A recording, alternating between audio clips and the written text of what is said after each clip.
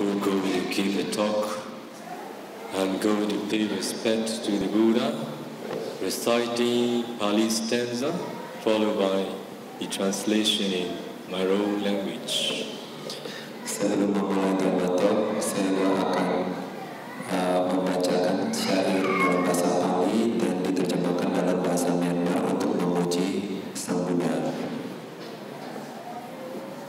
Buddha Bodhaya Diti Dantoyo Dhamataya Sa Dhamataya Tanto Dhamantino Adrenaya Sa Nibuddho Nibbanataya Lokathrananami Lokathano Lokathumai Gozaya Desu Pshito Mudo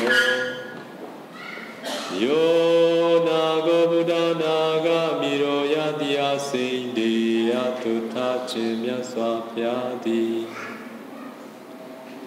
Buddha Tisali Kurorai Tu Twinti Miendo Mubi Pshiyue Bodhaya Sa Chutai Tadu Gubulu Rukudu Tin Lenti Jabazi Jinchu Nalagam Tando Kuroga Biyin Chiro Mubi Pshiyue Dhamataya Sa Chutai Tadu Gubulu Rukudu Meyuen Yin Chi Jazi Chin Nalagam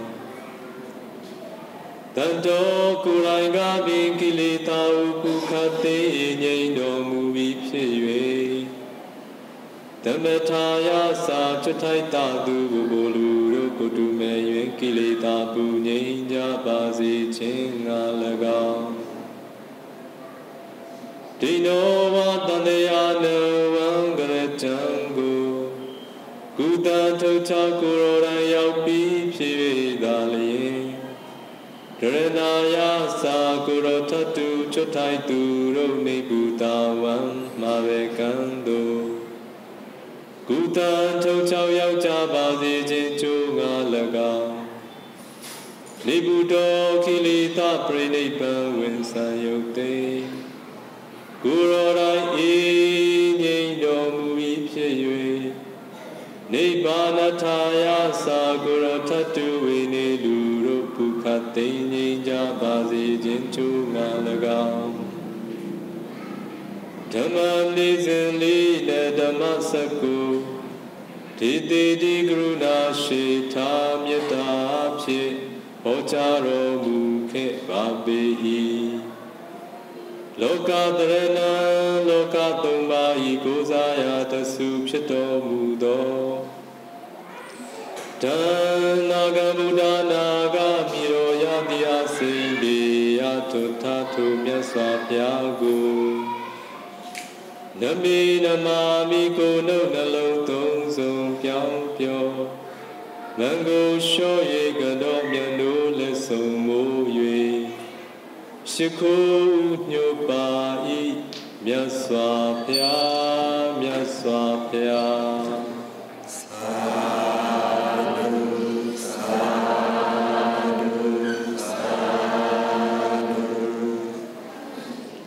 So tonight,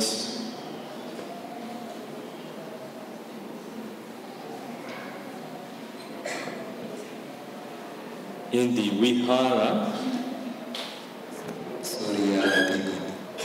Vihara, Surya Adi Guna, I'm going to give a talk. Jadi malam hari ini di Vihara Surya Adi Guna, saya akan memberikan sebuah ceramah. Upon request, I'm going to give a talk that I have given in Singapore just recently. Ceramah malam ini yang akan saya berikan itu pertama kali saya berikan di Singapura baru belakangan ini. The name of the talk is The Highest Art. Judul ceramahnya adalah Seni yang Tertinggi. Do you know what this the art? Anda tahu apa yang disebut dengan seni? Do you like the art? Anda menyukai seni?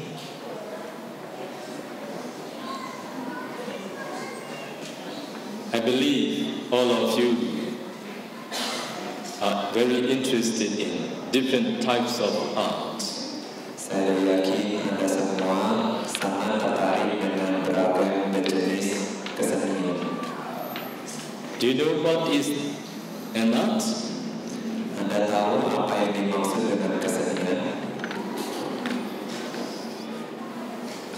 So in the dictionary, it is said, art is the use of the imagination to express ideas of feeling beauty, particularly in painting, drawing, sculpturing, carving, and making portraits. Di dalam kamus, pengertian dari seni adalah suatu pengekspresian dari imajinasi yang merupakan misalnya seperti seni melukis atau musik atau membuat ukiran dan bentukan-bentukan seperti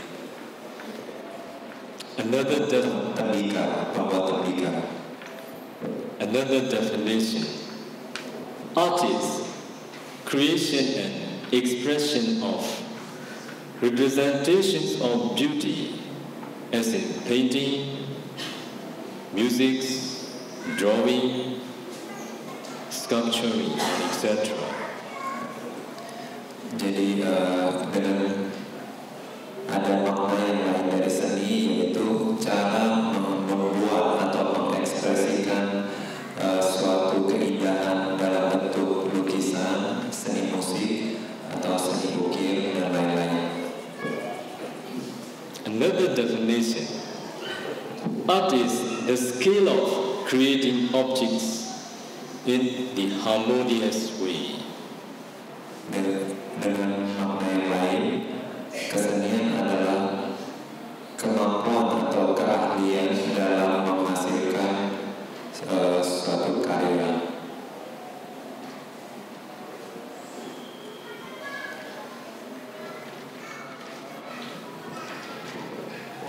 Do you like listening song? Anda suka mendengarkan lagu? Yes.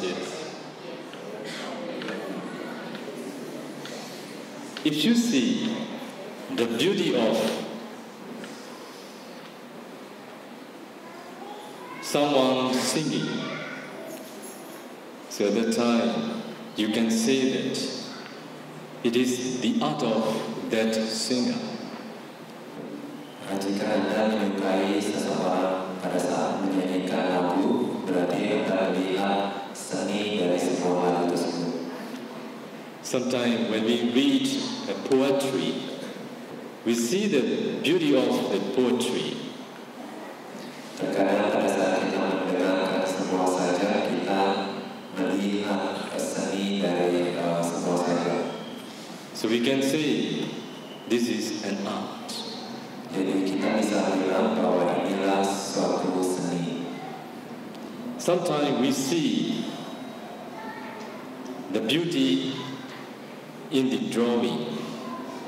Terkadang kita juga dapat melihat suatu keindahan dari sebuah karya lukis. So we can say this is an art too. Jadi kita juga bisa menyebutnya sebagai seni. Something is harmony. It means the combination of simultaneously sounded musical notes to produce a pleasing effect. It is an art. Atau suatu kombinasi yang harmonis antara misalnya nada-nada lagu. Ini juga bisa disebut dengan sebagai seni. Do you know how to live together in harmony? Apakah Anda tahu bagaimana caranya untuk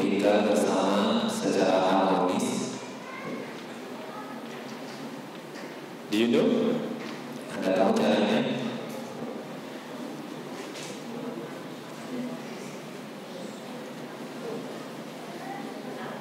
If you don't know how to live together in harmony, you don't know an art.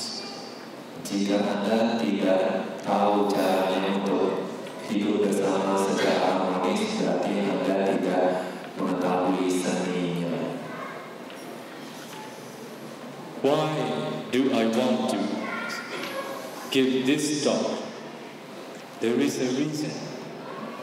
Mengapa saya hari ini ingin memberikan ceramah ini? Ada alasannya.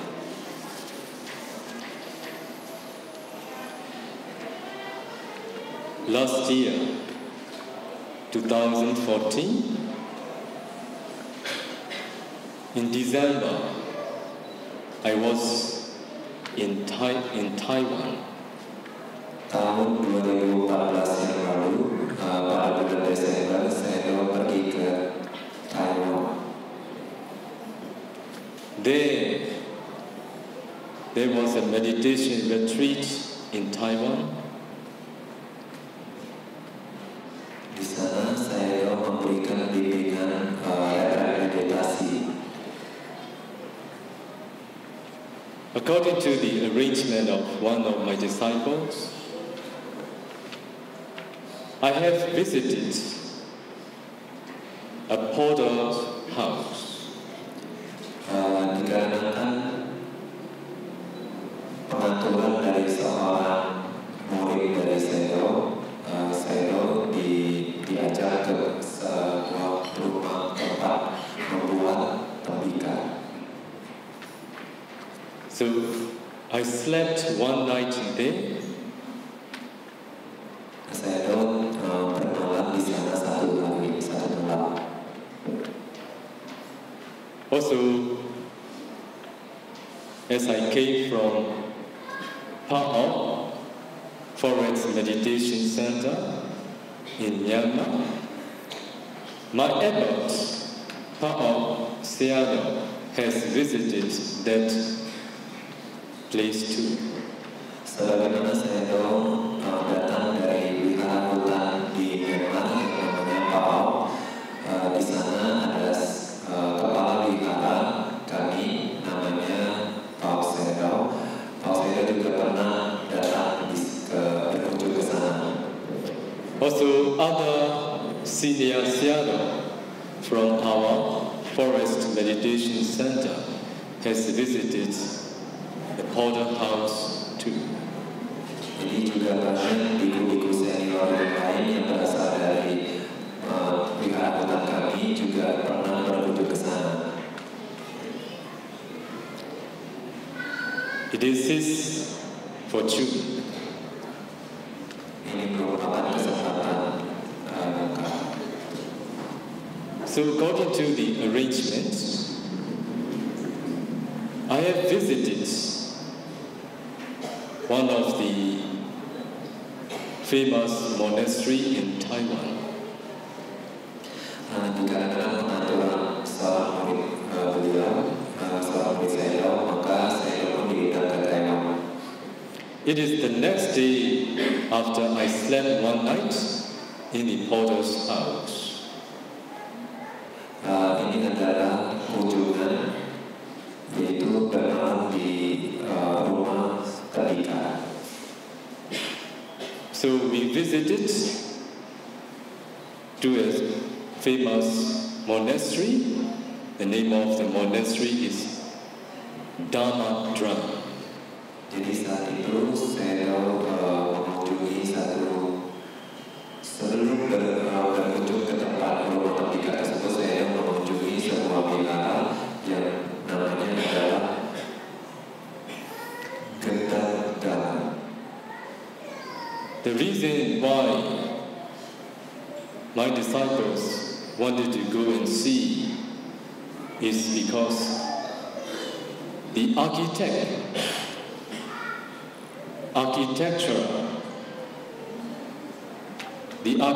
of the bathing there are very good.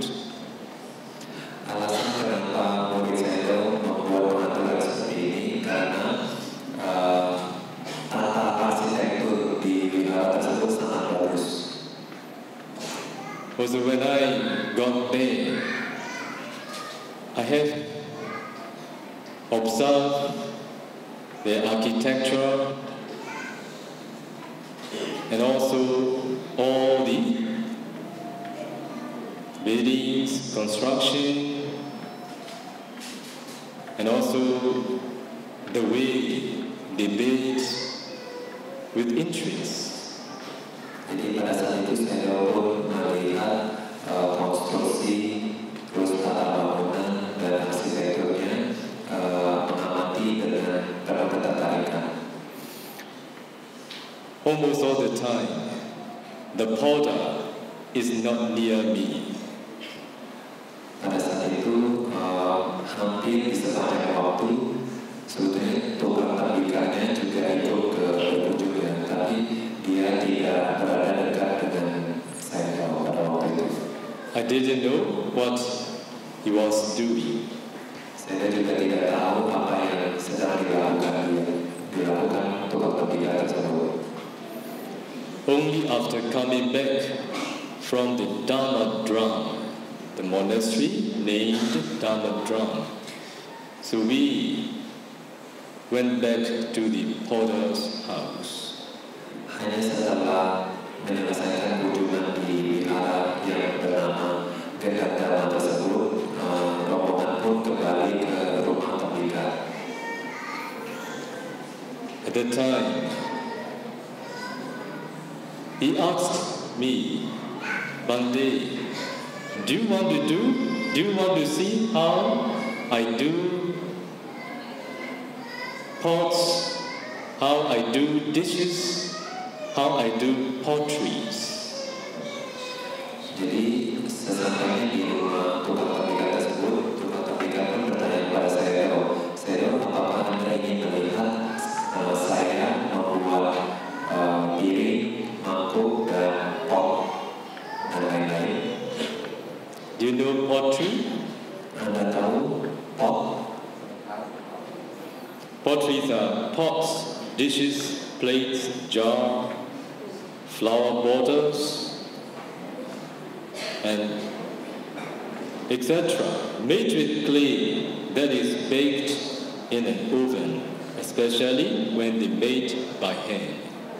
Jadi tabika itu adalah pembuatan seperti pot, piring, mangkuk, vas bunga, dan lain-lain, khususnya dibakar dan dibuat dengan tangan.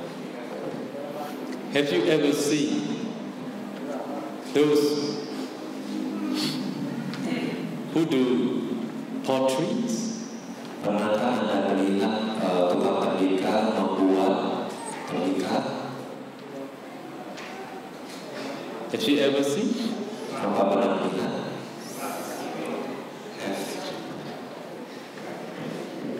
Yes, many of us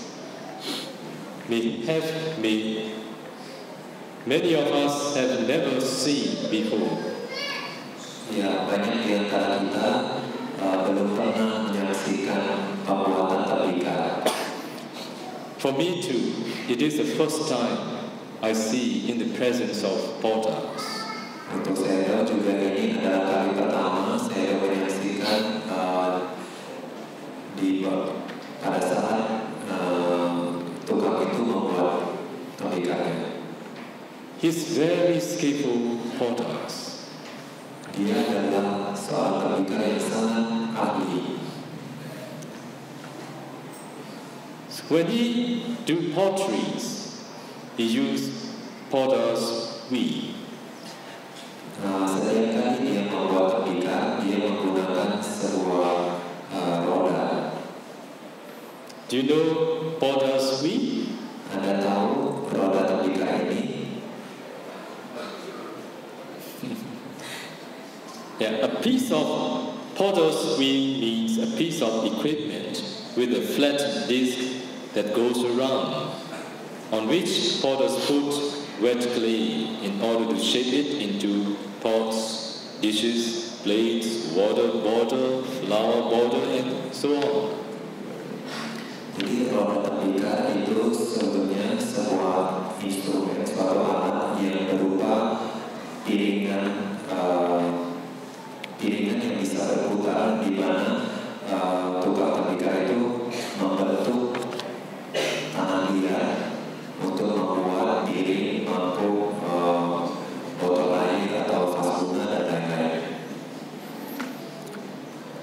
within a few minutes, he could finish pots, plates, jars, water bottle,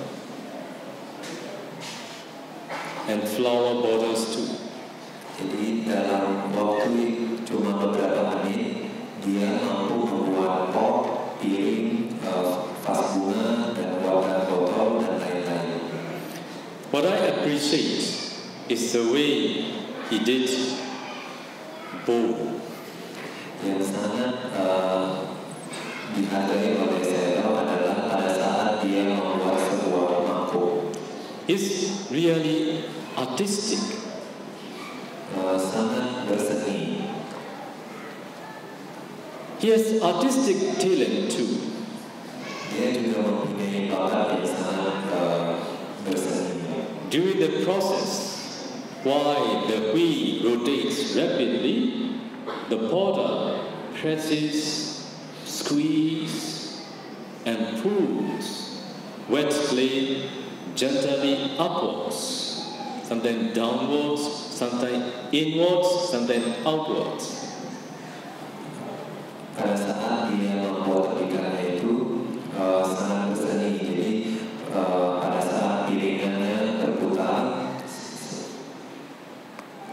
di waktu yang sama piringan berputar, tukang pemikat pun menekan, mendorong, menarik, kadang ke atas, kadang ke bawah, kadang ke dalam, kadang ke luar.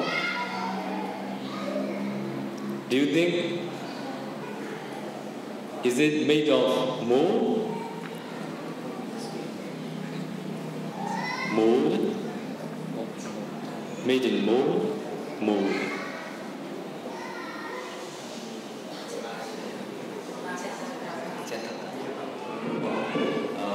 Apakah Anda berpikir ini, misalnya cangkir ini terbuat dari cetakan? Such cup, within a few minutes, he can make many. Very skillful potters.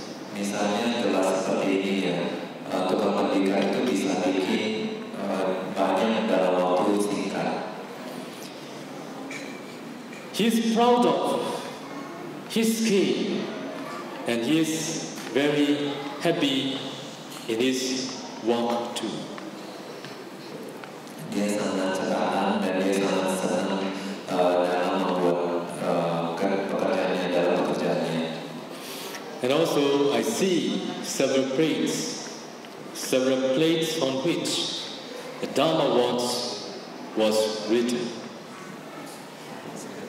Several plates on which the Dharma words, the words of the Dharma was written.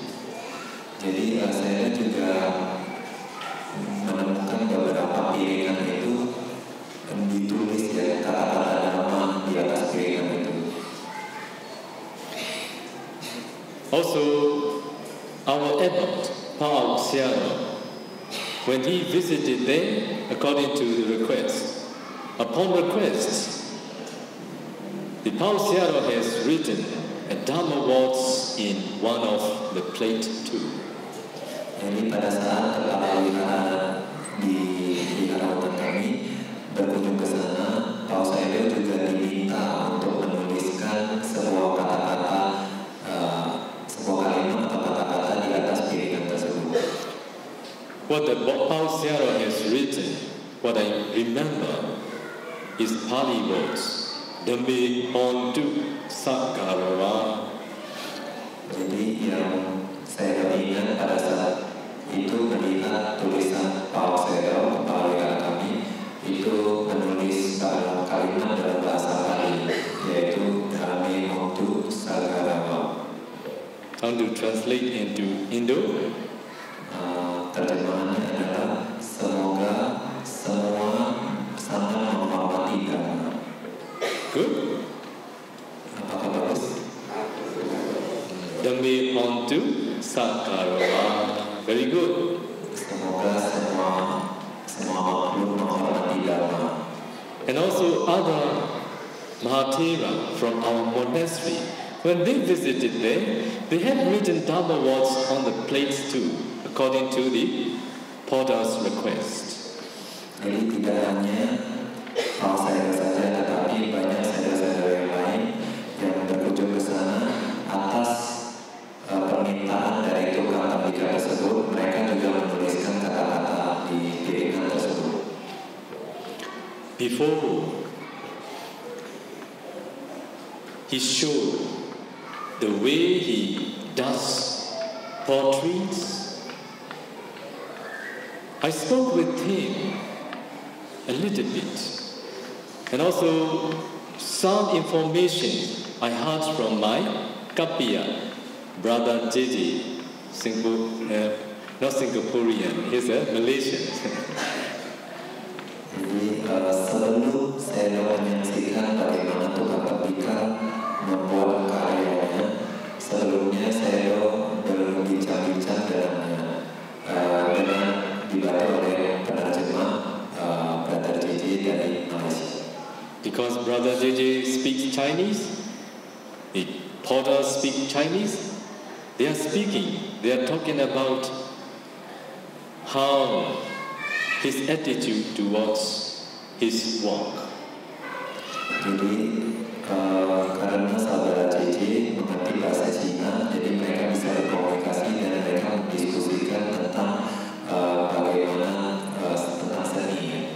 The Porters told my kapia, I have been doing portraits already over 30 years, but I felt whenever I did, I felt like I'm beginning. Tukang tembikar pun pada saat berbicara dengan saya mengatakan bahwa dia sudah menempuh ini selama 30 tahun, dan tapi setiap kali dia membuat karya yang baru, dia selalu merasa bahwa dia adalah seorang pemula. And also, the time I spoke with him, I asked some of the things related to construction work, architecture, and also the way of baking bricks. So at that time, he told me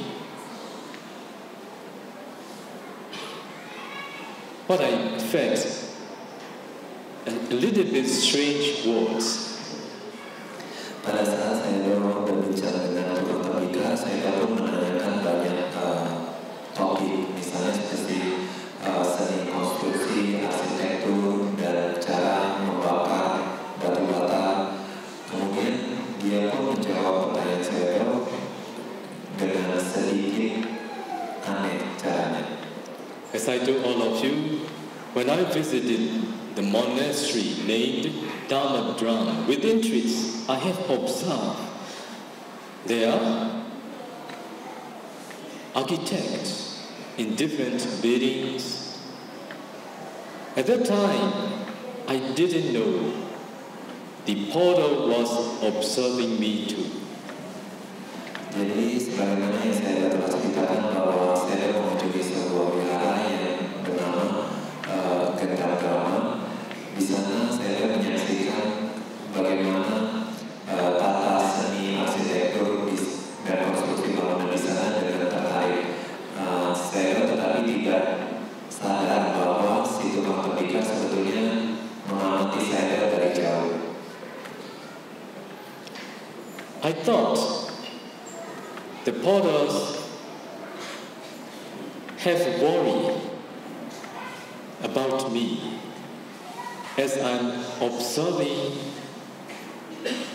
very well with interest the architect of the Dharma Drum. That when I asked about some related issue, he told me, Monday, this is nothing.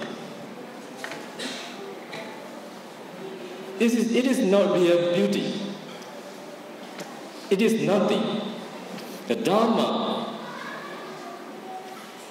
what is within you is more important, he told me. Jadi karena saya pada saat menanyakan tentang hal yang berkaitan dengan seni, pada saat itu tukang tembikar menjawab, mungkin tukang tembikar ini khawatir ya kepada saya, lalu dia pun bilang kepada saya,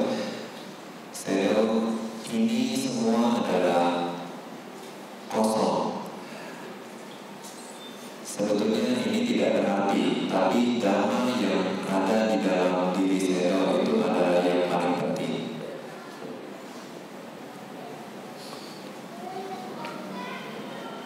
I thought he worried that I think high of materiality development.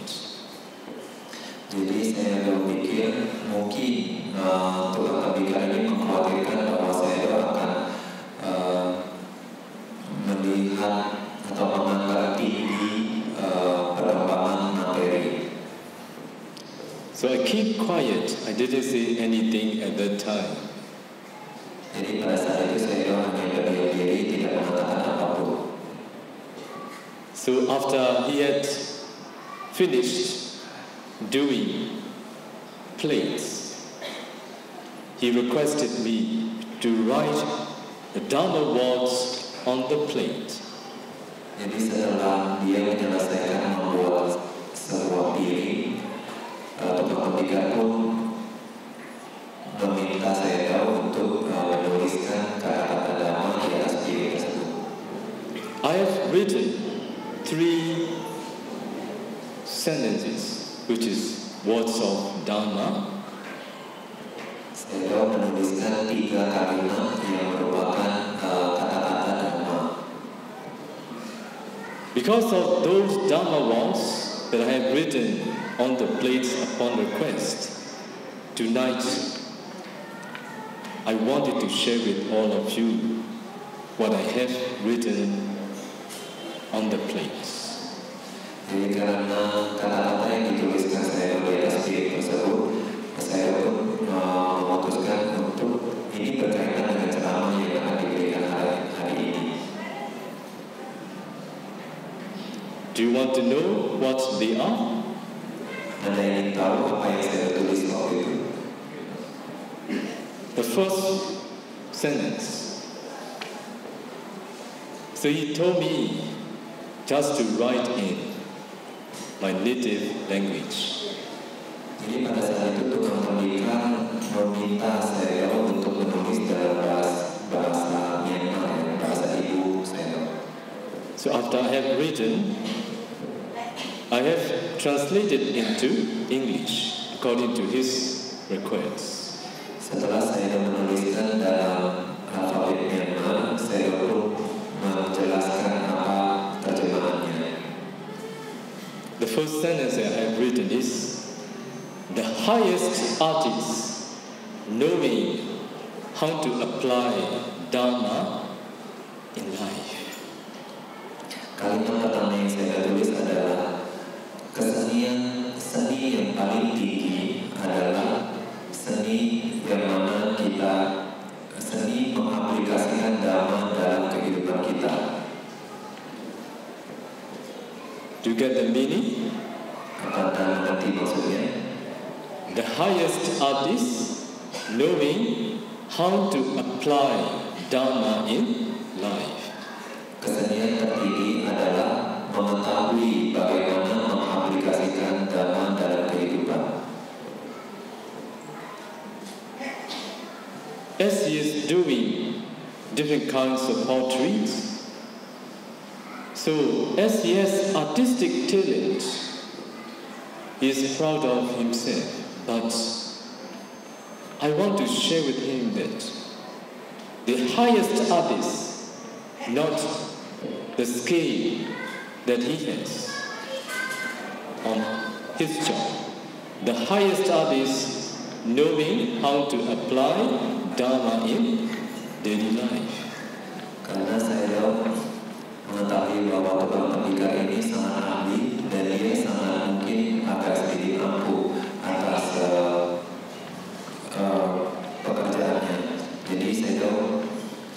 ingin menjelaskan bahwa sesungguhnya seni yang tertinggi adalah mengetahui bagaimana mengaplikasikan dhamma dalam kehidupan.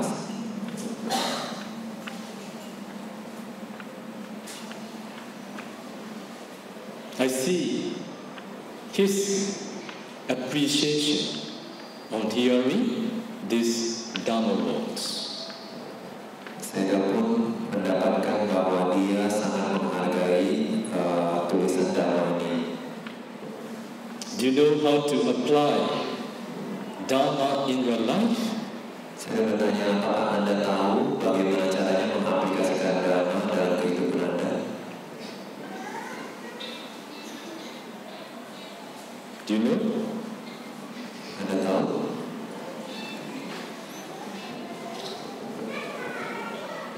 Maybe you may know different types of arts, but the most important art, what you need to know is how to apply Dhamma in your life. Jadi mungkin Anda dalam kehidupan Anda mengetahui beragam macam kesenian, tetapi yang paling penting adalah seni bagaimana Anda mengaplikasikan Dhamma dalam kehidupan.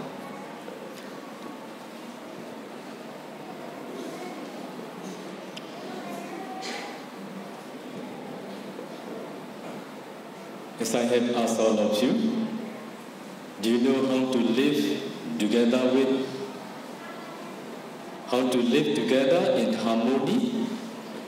Sebagaimana yang saya sudah tanyakan kepada Anda, apakah Anda tahu caranya hidup bersama secara harmonis?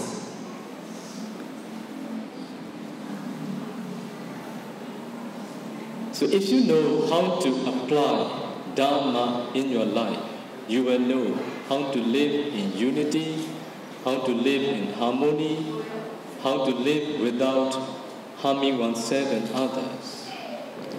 Jadi jika Anda mengerti bagaimana mengaplikasikan Dhamma dalam kehidupan Anda, maka Anda pasti akan tinggal dalam persatuan harmonis dan tidak melukai atau menyakiti satu sama lain.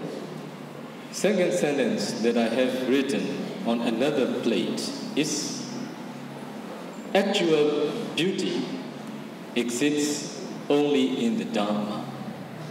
Kalimat kedua yang saya tuliskan waktu itu adalah keindahan yang sesungguhnya hanya berada di Dhamma.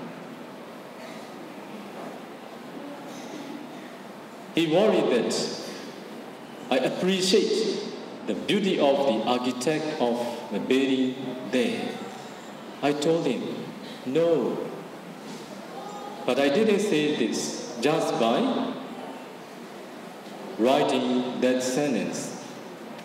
I told him that I didn't think that the beauty of those buildings are not real beauty.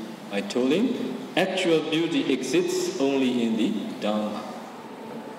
Karena tukang tembikar itu mungkin khawatir saya tahu begitu tertarik dengan seni bangunan itu, arsitektur, maka sebetulnya saya ingin menjawab bahwa bukan, saya tidak tertarik, tetapi saya tidak menjawab demikian, tetapi saya hanya tulis dalam bentuk kata-kata bahwa sebetulnya keindahan atau seni arsitektur itu bukanlah keindahan yang sesungguhnya, tetapi keindahan sesungguhnya hanya eksis di dalam Dhamma.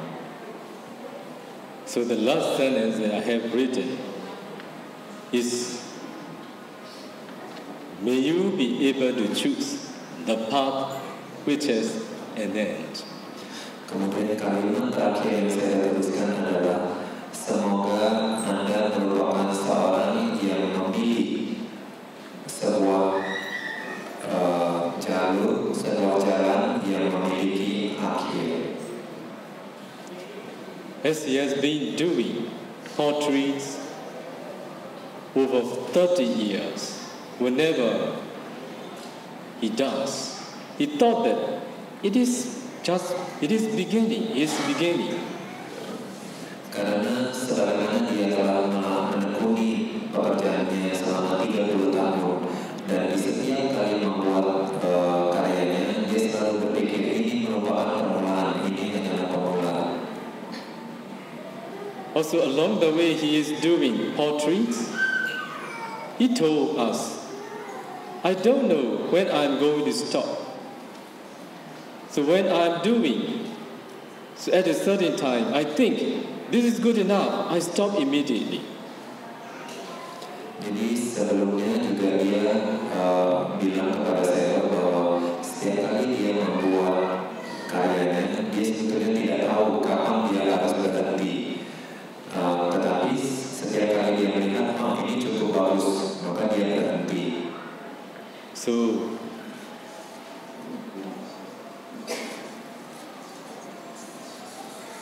all of you are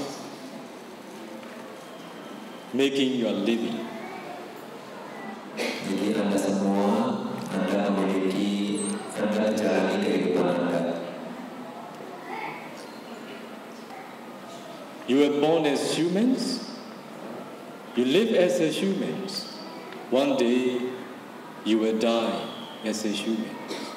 Anda terlahir sebagai manusia, Anda hidup sebagai manusia, dan satu hari Anda akan meninggal sebagai manusia. So along the way, you make your living as a human. Along the way, you are doing for the good of oneself and others. You need to know how to apply Dharma in your life. Di sepanjang hidup Anda sebagai manusia, Anda melakukan tindakan yang kadang baik untuk Anda dan juga untuk orang lain. Dan di sepanjang Anda mengusahakan itu, Anda harus tahu bagaimana melakukannya. As I told all of you, knowing how to apply Dharma in daily life is the highest art. Sebagaimana yang saya katakan bahwa mengetahui bagaimana mengaplikasikan Dhamma merupakan seni yang paling tertinggi. So there, the Dharma is very wide. Dhamma sungguhlah luas. So to know how to apply Dharma in daily life, to know how to apply your highest art in your life, tonight I want to share with all of you one of the important points that you all need to understand. Jadi untuk bisa mengaplikasikan Dhamma dalam kehidupan Anda, untuk bisa mengaplikasikan seni tertinggi di dalam kehidupan Anda, malam ini saya ingin memberikan poin yang paling penting di dalam kehidupan.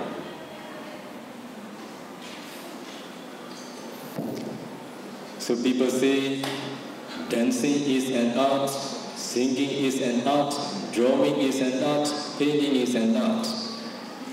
Among all the arts, what I want all of you to understand how to apply in your life is the art of acceptance. Jadi orang bilang bahwa menari adalah sebuah seni, menyanyi adalah sebuah seni, melukis adalah sebuah seni. Tetapi yang paling penting dalam kehidupan Anda adalah yang saya ingin bagikan ke Anda adalah seni dalam menerima. Acceptance is an art. Menerima adalah sebuah seni. If you know how to accept with oneself and with others, with desirable and with undesirable, you know how to live peacefully in your life. Jadi seni menerima adalah sebuah seni. Jika Anda tahu caranya bagaimana menerima diri Anda sendiri dan menerima orang lain, baik sesuatu yang diinginkan atau sesuatu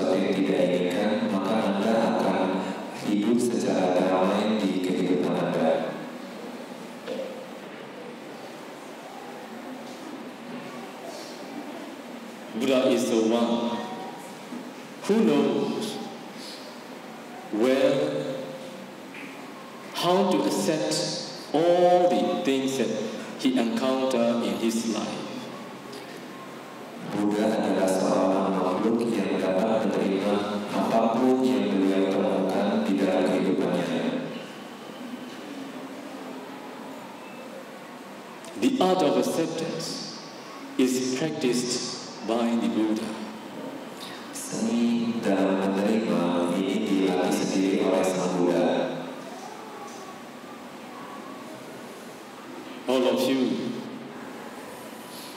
may know about the unwholesome results the Buddha encountered in his life as a Buddha. Anda semua mungkin sudah tahu kapusala wipaka atau akibat dari perbuatan buruk Sang Buddha yang Sang Buddha harus terima di dalam kehidupannya meskipun beliau seorang Sang Buddha. In your life, if you are accused by, can you accept it? Di dalam kehidupan Anda, jika Anda difitnah, apakah Anda bisa menerimanya?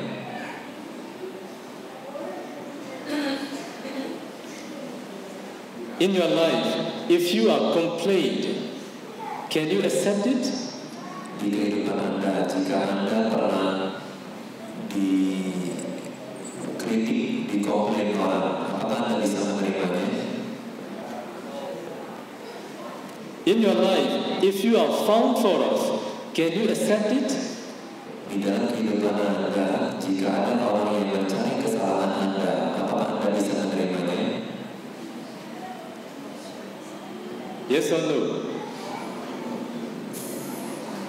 In your life, if you are blamed, can you accept it? Jika di kehidupan Anda ada disalahkan orang, bisakah Anda menerimanya? No. What do you want? Praise or blame? Apa yang Anda mau? Dipuji atau disalahkan? Praise. What do you want? Dukkha or sukha? Apa yang Anda mau? Penderitaan atau kebahagiaan? Sukha. So you don't know how to apply Dhamma in your life yet. Jadi Anda bukanlah orang yang bisa mengaplikasikan Dhamma dalam kehidupan Anda. Belum bisa. If you don't know how to apply Dhamma in your life, you don't know how to live peacefully, you don't know how to lead a better life. Jika Anda tidak mengetahui bagaimana cara mengaplikasikan Dhamma dalam kehidupan Anda, maka Anda juga tidak bisa hidup dengan damai dan tidak bisa hidup dengan lebih baik. You know 8 worldly Dhamma. Anda mengetahui 8 hal duniawi, kondisi duniawi. You know? Anda tahu 8 kondisi duniawi. 8 worldly Dhamma. What they are? 8 kondisi duniawi. Apa mereka? Praise and blame. Dipuji dan dicela.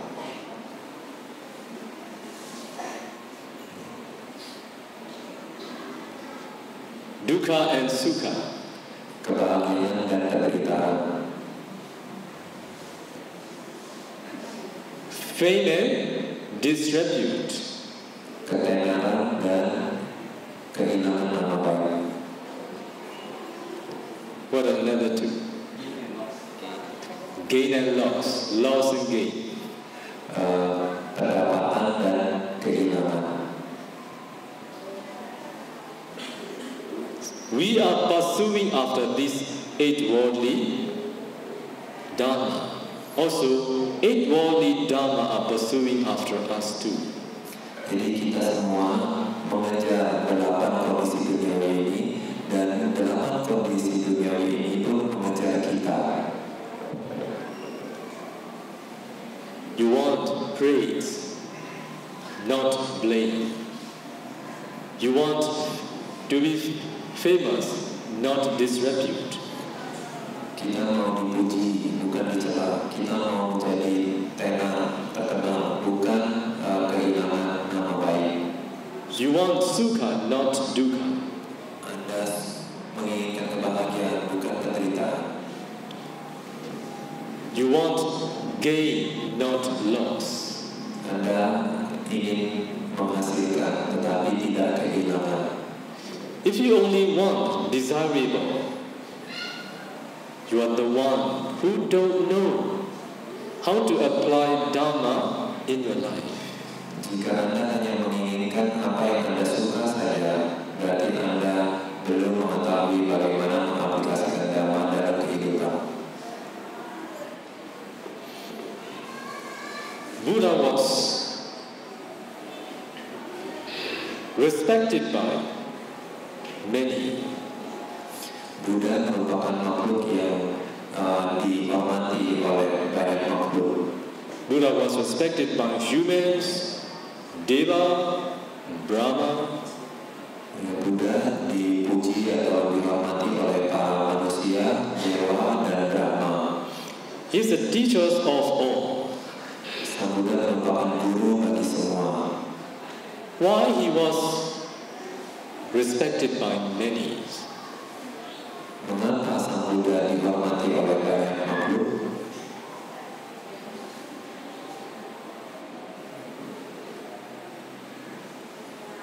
Can you give me an answer? Apakah Anda bisa memberikan jawaban?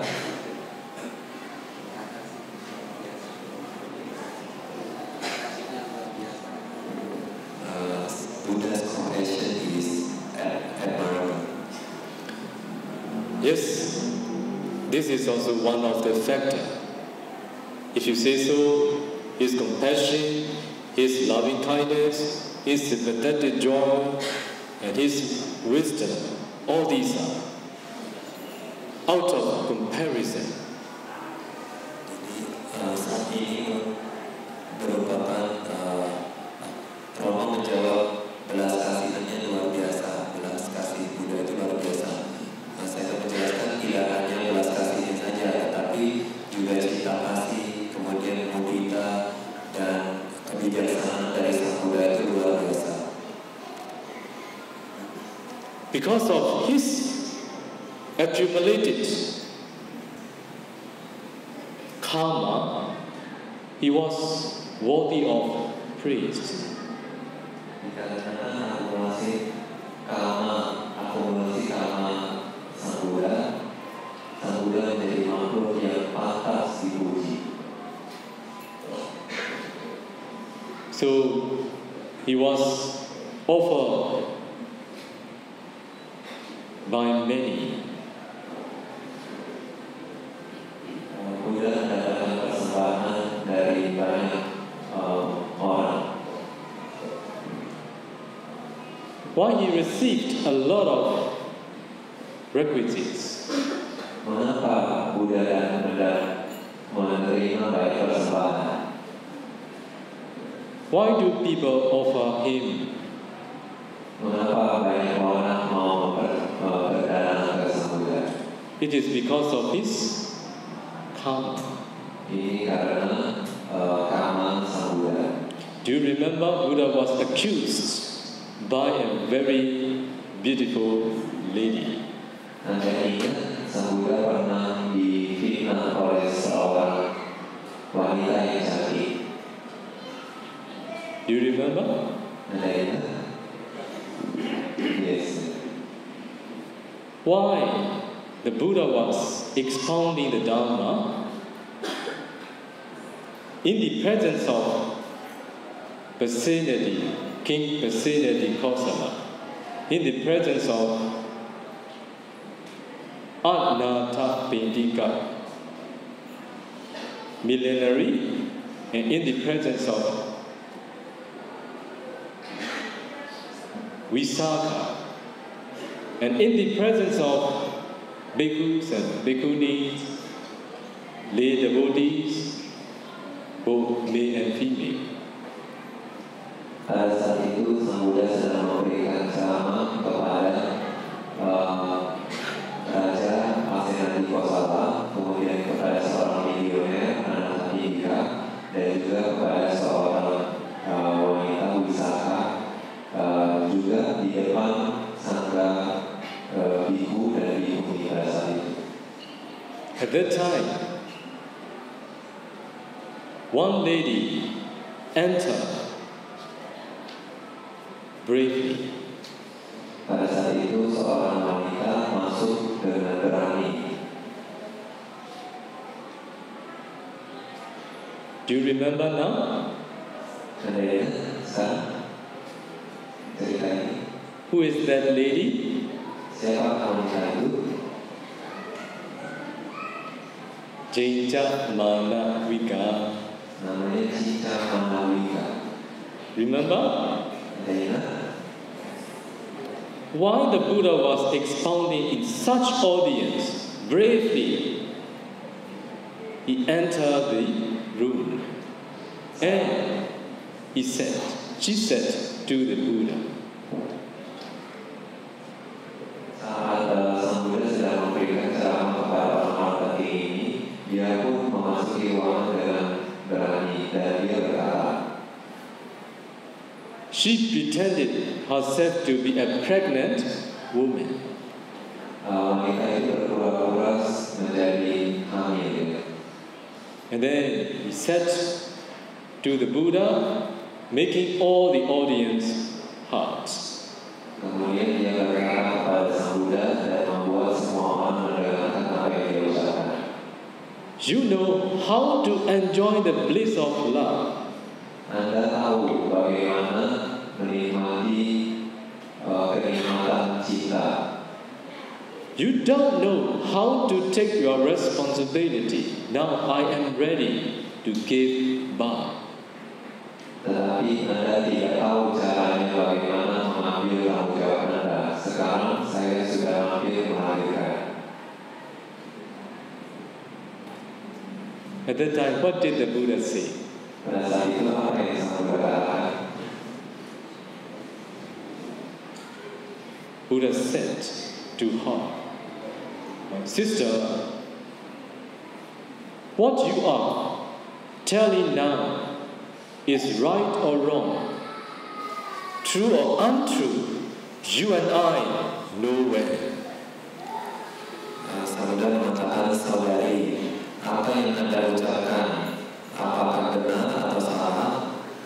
Ini hanya Anda dan saya yang tahu. At that time, what did that lady say to the Buddha? Saat itu apa yang wanita itu katakan kepada Buddha? Yes, because you and I know that's why this pregnant occurred. Ya, tentu. Anda dan saya tahu. Oleh sebab itu, saya sekarang hamil. So at that time, what happened? I think all of you know. Lalu apa yang terjadi pada saat itu? Saya rasa Anda semua tahu. So the king of Deva sent his attendants to solve this problem, pretending themselves to be a mice. So they solved the problem. You all know this. Jadi setelah itu Raja Dewa pun mengirimkan para pelayannya untuk menyelesaikan masalah ini. Mereka pun membuat diri mereka menjadi seekor tikus dan menyelesaikan masalah ini. Dan Anda mungkin sudah tahu ceritanya. When the lady said, you know how to enjoy the bliss of love, you don't know your responsibility. At that time, did the Buddha accept it or did the Buddha complain about this issue? Pada saat wanita itu mengucapkan bahwa Anda mengetahui caranya menikmati bercinta, tetapi Anda tidak tahu caranya untuk bertanggung jawab. Pada saat itu, apakah Sang Buddha menerimanya atau Sang Buddha mengeluh? Please, did the Buddha complain? Apakah Sang Buddha mengeluh pada saat itu? no complaint. He accepts. Sang Buddha tidak mengeluh, tetapi dia menerimanya. Why? Nothing happens without causes. Mengapa? Karena tidak ada hal yang terjadi tanpa ada sebabnya. Because Buddha is the one who knows completely about law of karma. Karena Sang Buddha merupakan seorang yang mengetahui secara jelas, secara menyeluruh tentang hukum karma. In his past life, one of his past life, he has accused to a Pachega Buddha. Because of this reason, when karma ripens, when times ripen, it will give its results. It is not because of anybody, just because of his karma. His karma ripens. Jadi Sang Buddha sebetulnya waktu masih menjadi seorang bodhisatta pernah memfitnah seorang Pachega Buddha atau Buddha dia. Jadi Sang Buddha mengerti bahwa fitnahan yang dilemparkan kepada Sang Buddha pada saat itu merupakan buah dari karma buruk yang telah Sang Buddha katakan, yang Sang Buddha ucapkan kepada Pachega Buddha. Jadi Sang Buddha tahu bukanlah ini terjadi karena orang lain, tetapi hanya dikarenakan dirinya sendiri. Also, all of you remember, Buddha suffer from backache. Juga Anda mungkin ingat bahwa Sang Buddha juga menderita sakit pinggang. Did he complain? Apakah Sang Buddha mengeluh? No complaint, because he accepts. He knows that this is not because of anybody, just because of his karma. Sang Buddha tidak mengeluh, Sang Buddha menerimanya, karena Sang Buddha mengerti ini bukanlah dikarenakan orang lain, tetapi hanya karena karma Sang Buddha sendiri. Why he suffer from begging? Mengapa Sang Buddha akhirnya harus menderita sakit pinggang? Because in one of his past life, he has broken the back of his competent,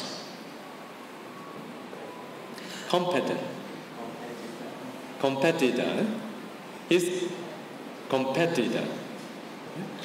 Jadi karena di masa lampaunya Sang Buddha pernah menjadi seorang pegulat, dan pada saat itu dia mematahkan pinggang musuhnya. So that's why even the Bodhisattva became a Buddha. That karma still follow him. When times ripen, so it will give its result. Meskipun pada saat itu Bodhisattva sudah menjadi seorang Buddha, tetapi karma buruk ini tetap mengikutinya, dan karma buruk ini berbuah di waktu yang bersesuaian. Buddha was accused by, Buddha was praised by, Buddha suffered from backache, Buddha suffered from diarrhea. What is the reason? Sang Buddha dipuji dan dicela, juga Sang Buddha menderita sakit pinggang dan diare. Apa penyebabnya? Not because of anybody, just because ripening of his karma. Bukan karena orang lain, tetapi hanya karena matangnya karma buruk Sang Buddha. Yes, he knows workings of karma completely. He accepts without complaint. This is the art. Karena Sang Buddha mengetahui hukum karma dengan sangat menyeluruh, makanya Sang Buddha dapat menerima. Ini adalah sebuah seni. I have asked all of you, can you accept if you are blamed? Saya sudah bertanya kepada Anda semua, apakah Anda bisa menerima pada saat Anda dicela orang? Now you change. Yes, I'm very happy that you say to me, I can accept. This is knowing how to apply Dharma in life.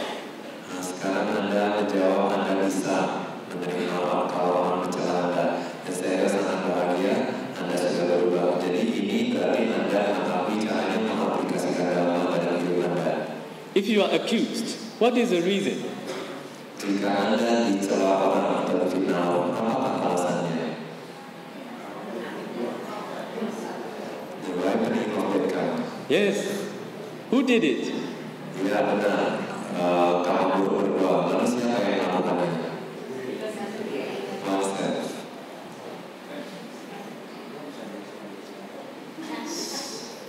You are praised by others. Why? Jika Anda dipuji orang, mengapa? Ripening of good karma. Because of your karma. Karena karma Anda. Not because of others, just because of you. Bukan karena orang lain, hanya karena diri sendiri. You are beautiful. Why? Mengapa Anda cantik? Who did it? Siapa yang melakukannya? Myself. You are ugly. Why? Anda jelek, mengapa? Eh? Who's concerned? Who's concerned? Who's concerned? Siapa yang peduli? Who did it? Siapa yang melakukannya? Myself. Can you accept it? Anda bisa menerimanya? No need complain. Tidak perlu mengeluh. That's why in our Myanmar language there is a saying, Vedu mabyu mimi mu. Itu sebabnya di dalam bahasa Myanmar ada sebuah frasa pepatah Vedu mabyu mimi mu. Nobody did. It is your issue. Tidak ada orang yang melakukannya. Ini hanyalah urusan sendiri.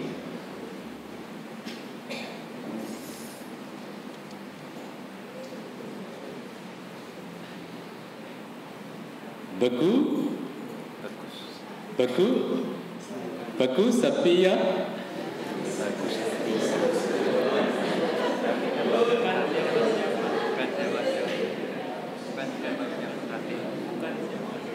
Sorry. Bukan Satya. Bukan Satya. Anda berdirilah. Bukan siapa-siapa, Anda sendirilah pelakunya.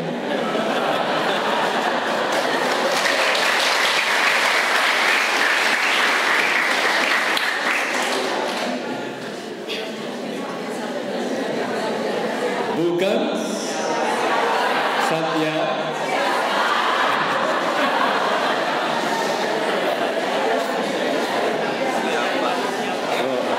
Bukan siapa-siapa.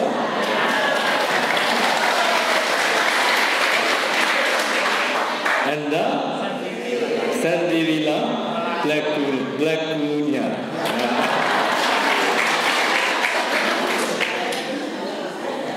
Do you agree with it?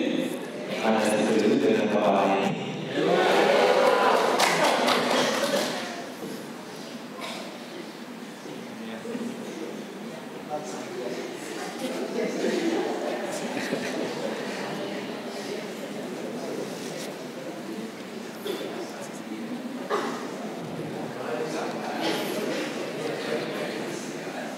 So, whatever happened, whether good, whether bad, whether desirable, whether undesirable, bukan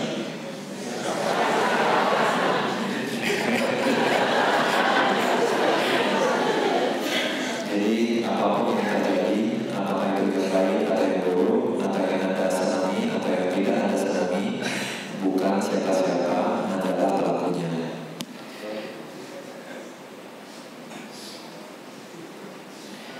Bukan siapa-siapa, Anda sendirilah pelakunya.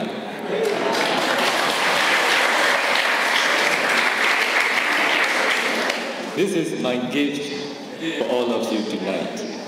Inilah hadiah bagi kita semua pada malam ini. If you practice this, you can develop the art of acceptance. Jika Anda bisa melatih ini, maka Anda bisa mengembangkan seni dalam mengaplikasikan dharma dalam hidup Anda. This is knowing how to apply the dharma in our daily life. Ini adalah bagaimana jika Anda bisa melakukan ini, maka Anda bisa mengembangkan seni dalam menerima. We are blamed just because of our karma. Kita disalahkan orang atau dicela itu karena karma kita. We are praised by just because of our karma. Dan jika kita dipuji orang, ini hanyalah karena karma kita. We are poor just because of our karma. Kita miskin hanya karena disebabkan oleh karma kita. We are rich because of our karma. Dan kita kaya itu juga karena karma kita. We are beautiful and handsome because of our karma. Kita cantik dan tampan itu juga karena karma kita. We are ugly because of our karma. Kita jelek juga itu karena karma kita.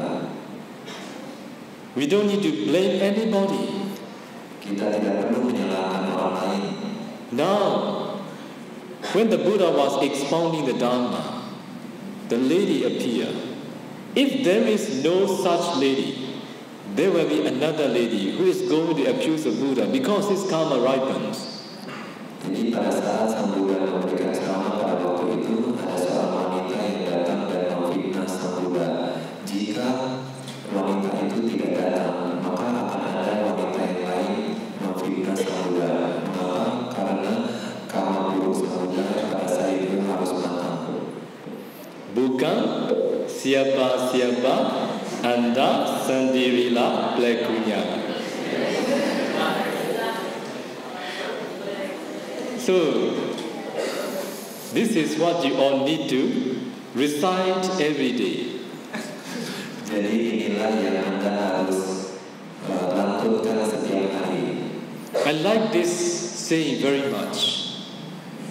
Saya sendiri sangat menyukai pepatah ini. Are you going to teach me or I am going to teach you? Apakah saya yang akan mengajar Anda atau Anda yang mengajarkan ke saya? Are you going to teach me how to say, or am I going to teach you how to say? Apakah Anda yang mengajarkan saya untuk mengucapkannya atau saya yang mengajarkan ke Anda? Bukan siapa-siapa, Anda. Second time. Untuk kedua kali. Bukan siapa-siapa, Anda sendirilah pelakunya.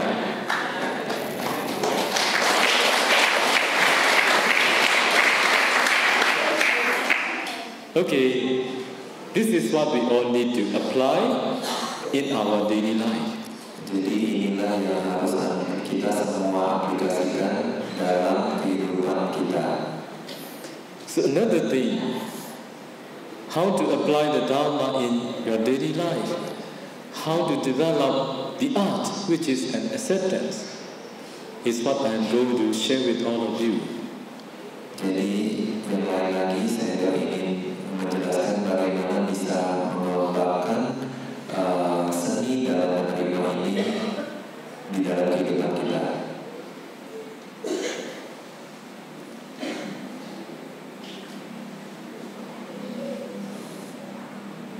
Sometime or many times, when you encounter undesirable,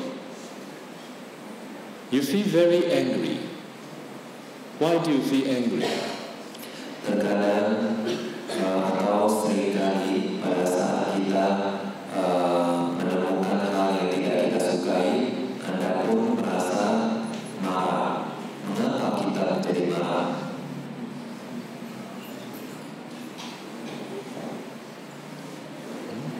Why do you feel very angry? Mengapa Anda merasa marah? Lola. Some can say Lola. Because of greedy. Greedy, angry is because of anger. Marah itu disebabkan oleh kemarahan. When we encounter undesirable, we feel unhappy, we feel sad, we feel angry. Pada saat kita menemukan hal yang tidak kita sukai, kita menjadi marah, kita menjadi sedih, dan kita tidak bahagia. When we get what we want, we are very happy. Pada saat kita mendapatkan apa yang kita inginkan, kita menjadi sangat bahagia. We enjoy it, Kita menikmatinya, we appreciate. dan Anda menghargainya. So this is what is happening with all of us. Jadi inilah yang terjadi pada kita semua.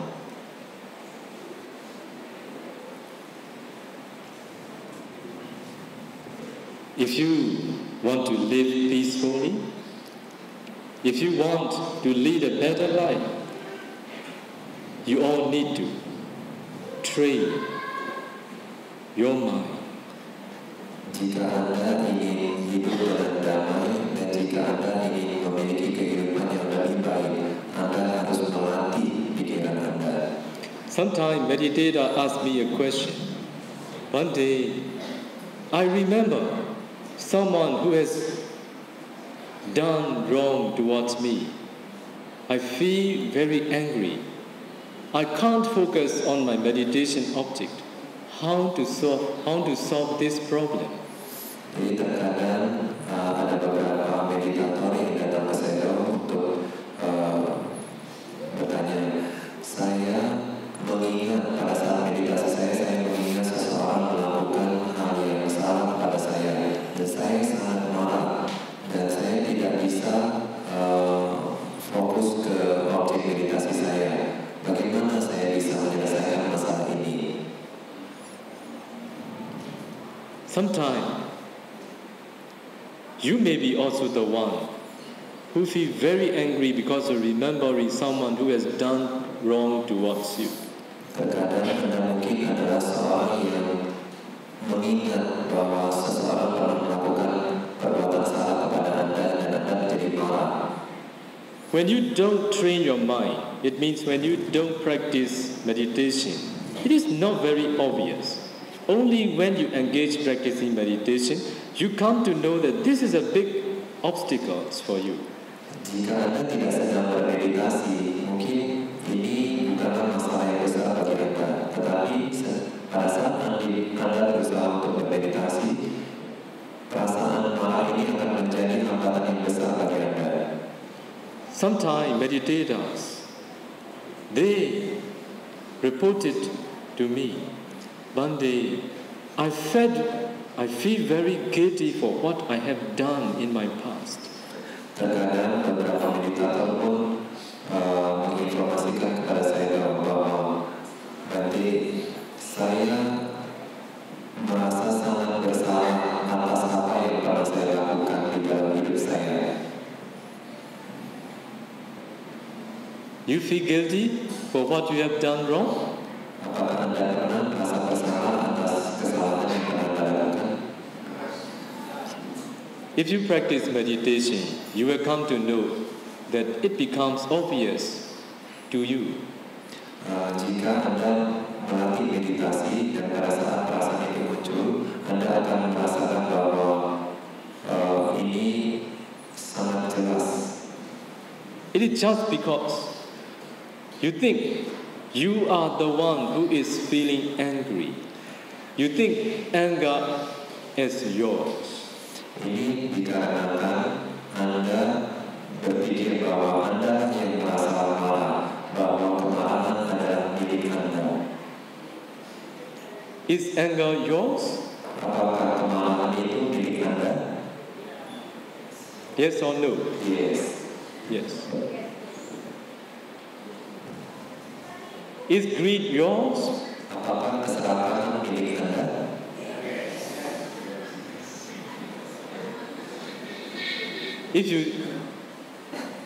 If you have this point of view, you will suffer. Jika Anda memiliki pandangan seperti ini, Anda akan menderita. So you need to improve your way of thinking, your point of view.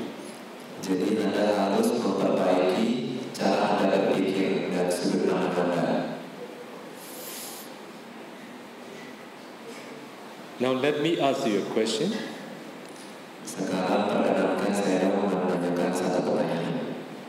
Are you angry with someone now? Apakah Anda sedang marah dengan seseorang sekarang? No. Okay, if it is so, let me ask you another question. Have you anger or have you no anger? Apakah Anda memiliki kemarahan? Atau Anda tidak memiliki kemarahan?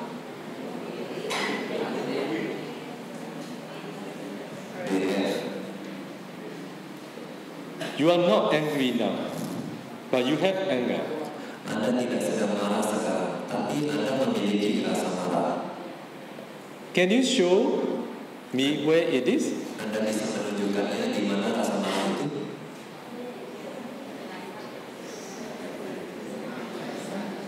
Can you point it out for me where it is?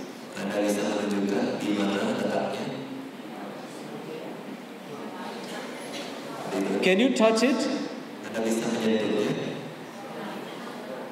Where it is? Di mana dia? No, you told me you have. Where it is? Anda bilang Anda punya rasa marah. Di mana dia? In the mind. Where is your mind? Di mana pikiran Anda? Here. Okay, can you show me anger there? Apakah Anda bisa menunjukkan rasa marah di sana? Can you show me? Bisa Anda tunjukkan? Can you touch it? Anda bisa menyentuhnya? You can't. Anda tidak bisa. You don't know where it is, but you know that you have. Anda tidak tahu di mana letaknya, tetapi Anda tahu dia ada. You know that you have, but you can't touch it. Anda tahu Anda memilikinya, tetapi Anda tidak bisa menyentuhnya. You know that you have, but you can't point. You can't point out to me or to anybody.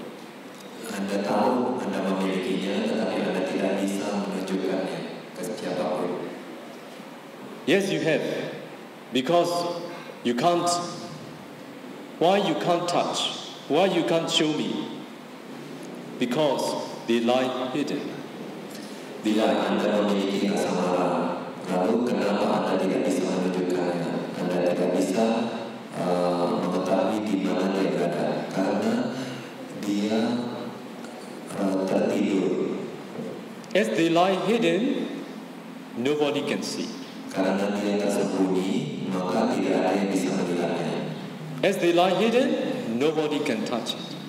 Karena dia tersembunyi, tidak ada yang bisa menyentuhnya.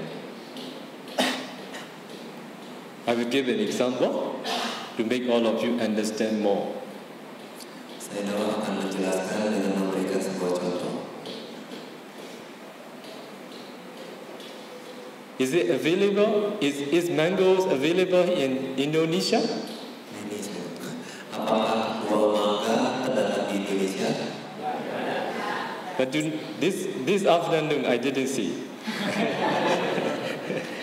Tetapi siang ini saya tidak lihat. Is it delicious? Apakah nikmat? Do you like it? Anda suka?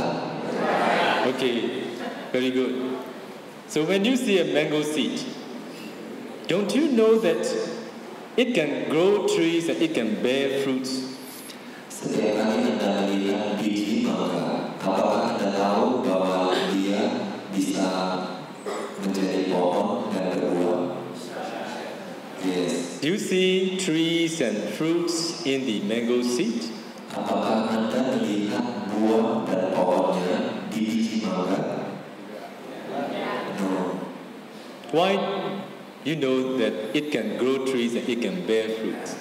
Lalu, bagaimana Anda tahu bahwa biji mangga ini dapat menjadi pohon dan berbuah? After growing. Now, I'm not talking about after growing. I'm talking about when you see the mango seed, you know that it can grow trees and it can bear fruits, but you don't see trees and fruits. Why can you say this? Saya tidak membicarakan soal pertumbuhannya, tetapi saya bilang bahwa Anda tahu bahwa biji mangga ini bisa jadi pohon dan bisa berbuah. Lalu bagaimana Anda tahu? Tetapi Anda tidak bisa melihat buah dan pohon yang di sana. Because of the process. Process. Because there is potentiality. Karena benih atau biji ini memiliki potensi. You get it? Ada potency. Potensi. Okay? Because there is potentiality. Karena ada potensinya. But if you keep that mango seed on the table for 4 months, 5 months, 6 months, what happened? Can it grow trees and can it bear fruits? Tapi jika Anda meletakkan biji mangga ini di atas meja 4 bulan, 5 bulan, 6 bulan, apakah setelahnya Anda bisa menanam dan menjadi berbuah? No. That's why even though there is potentiality, if there is no conditions, it cannot grow, it cannot bear fruits. Itulah sebabnya meskipun biji mangga memiliki potensi, tetapi kalau kondisinya tidak bertemu, maka dia tidak bisa membuahkan buah atau menjadi pohon. What are the conditions? Apakah kondisi yang diperlukan? Soil, sunlight, water. Tanah, sinar matahari, dan air. Even though there is potentiality, if there are no such conditions, it can't grow trees, it can't bear fruits too. Jadi jika kondisinya tidak bertemu, maka dia tidak akan berbuah dan tidak bisa menjadi pohon. If it is so, mango trees and mango fruits, are they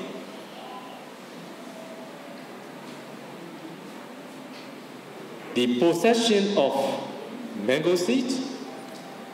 Lalu pertanyaannya, untuk pohon mangga dan buah mangga, apakah mereka milik biji mangga?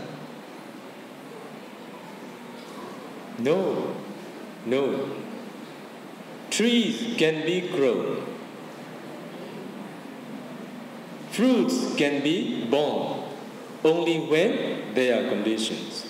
If there are no conditions, it can't grow trees, it can't bear fruits, even though there is a potentiality. Kita tidak bisa bilang itu milik biji mangga karena pohon bisa tumbuh dan buah bisa muncul. Itu hanya karena jika kondisinya bertemu. Kalau tidak memiliki kondisi, maka tidak akan bisa. In the same way, you have anger, you have greed. It is like potential. Sama halnya, Anda memiliki kemarahan, Anda memiliki kesalahan. Ini sama seperti sebuah potensi. Only when conditions are met, at that time, the potentiality, which is greed, which is lie hidden, the potentiality which lie hidden, it grows and it bears fruits too. Dengan hal yang sama, jika kondisinya bertemu, maka kemarahan atau kesalahan itu bisa tumbuh dan bisa menghasilkan buah. So, now you don't see where the anger is. Jadi sekarang Anda tidak bisa menemukan di mana marah itu. When you see undesirable objects, what happened? Saat Anda melihat objek yang tidak Anda sukai, apa yang terjadi?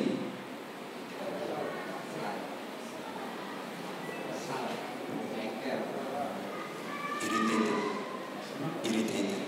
Yes, because you have anger, you may feel unhappy, you may feel irritated, you may feel dissatisfaction. All these are rooted in anger. Ya, setiap Anda melihat objek yang tidak Anda senangi, mungkin Anda jadi jengkel, Anda tidak puas dan tidak senang.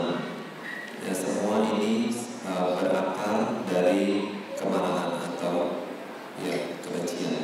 So when you see very beautiful objects, desirable objects, what happened?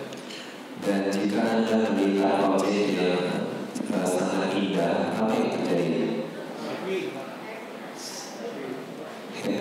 Happy. You want this, okay? Because it is very desirable. You want, you desire. Ya, Anda berbahagia dengannya. Karena Anda menyukainya, Anda pun menginginkannya. When someone accuse you, what happened? Saat seseorang menyalahkan Anda, memfitnah Anda, apa yang terjadi?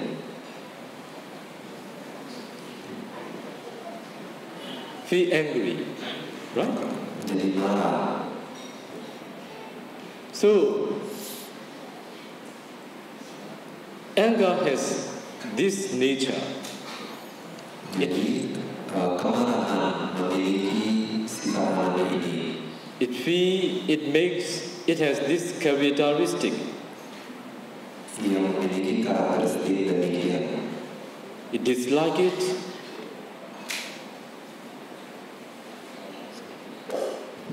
Dislike. Kemarahan tidak menyukai. Also, anger, because of anger, it wants to do revenge towards those who did. Jadi ciri-ciri kemarahan adalah tidak menyukai. Jadi dia pada saat muncul dia ingin membalas dendam. Because of accusation. So the anger want to react violently. Karena difitnah, maka kemarahan muncul dan ingin merespons dengan kasar. It is the nature of anger. Ini adalah sifat alami dari kemarahan. So when you see very desirable object, so at the time, the greed that you don't know where it is, the greed that lie hidden, it comes up to the surface and tells you, I want this. Jadi saat objek menyenangkan atau objek yang indah muncul, maka kesalahan pun muncul dengan mengatakan saya menginginkan objek ini. Who says, I want this? Siapa yang mengatakan saya menginginkan ini?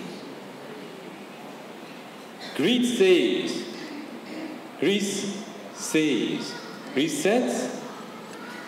to you, I want this. Keserakahan yang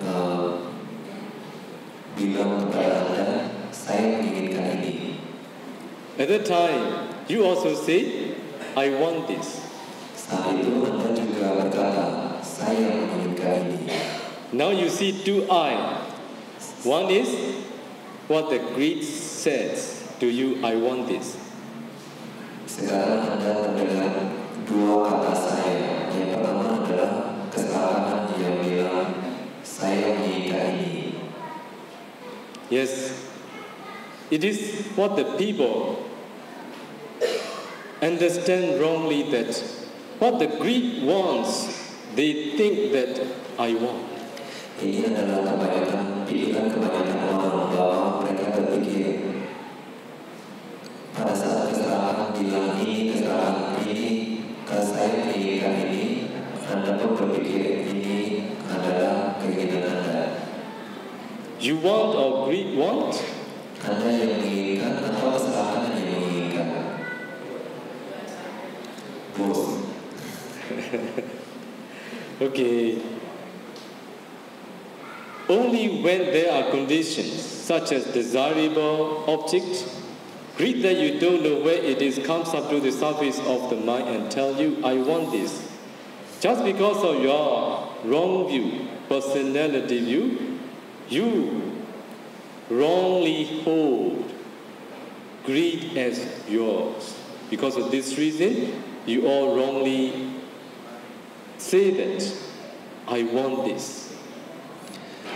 Pada saat objek yang menyenangkan muncul, pada saat itu kesalahan pun mengatakan bahwa saya menginginkan ini. Lalu Anda berpikir bahwa Anda yang menginginkan ini hanya karena Anda masih diliputi oleh cahaya diri atau pandangan salah akan identitas diri. Maka Anda menganggap bahwa ini adalah keinginan saya. So, this is because you are not skillful in the habits of your own mind. Because of this reason, you wrongly hold that anger as yours, greed as yours, pride as yours. Jadi ini dikarenakan Anda belum terampil dalam mengamati kebiasaan pikiran Anda sendiri. Jadi Anda dengan salah menganggap bahwa kesalahan adalah milik Anda, kemarahan adalah milik Anda. So to be able to improve this point of view, you all need to do one thing for the rest of your life. Jadi untuk bisa memperbaiki pandangan salah ini, Anda harus melakukan satu hal di dalam kehidupan Anda, di sepanjang hidup Anda. It is to be skillful in the habits of one's own mind. Yaitu untuk menjadi terampil dalam mengetahui kebiasaan pikiran Anda. Are you skillful in the habits of your own mind? Apakah Anda terampil dalam mengetahui kebiasaan pikiran Anda?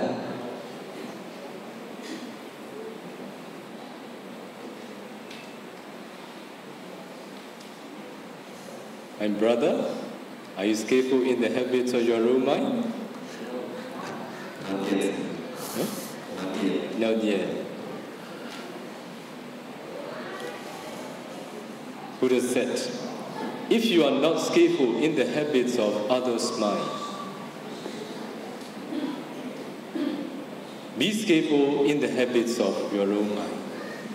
Buddha mengatakan bahwa jika Anda tidak terampil dalam mengetahui kebiasaan pikiran orang lain, Anda harus menjadi terampil dalam mengetahui kebiasaan pikiran Anda sendiri. To be able to practice, to be able to develop the acceptance, which is an art in your daily life, you need to be skillful in the habits of your own mind. Untuk bisa melatih seni dalam menerima, Anda harus mahir dalam mengetahui kebiasaan Anda sendiri di dalam kehidupan Anda. Only when you become skillful in the habits of your own mind, you come to know that anger arises only when there is conditions. It is not you, it is the anger. According to its nature, it instructs you what to do. In the same way, when you see attractive and desirable object at the time, greed that you don't know where it is comes up to the surface of the mind and tell you or instruct you what to do. Karena Anda tidak terampil dalam mengetahui kebiasaan pikiran Anda sendiri, maka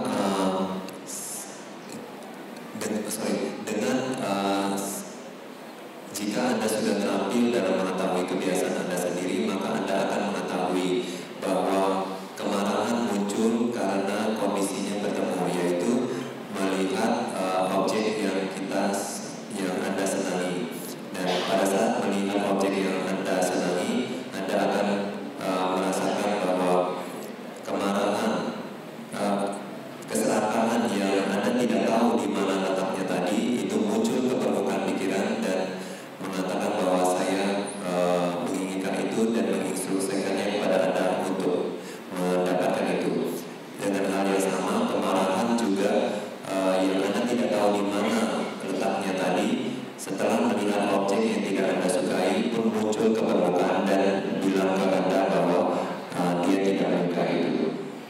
here I need to explain more to make all of you understand, but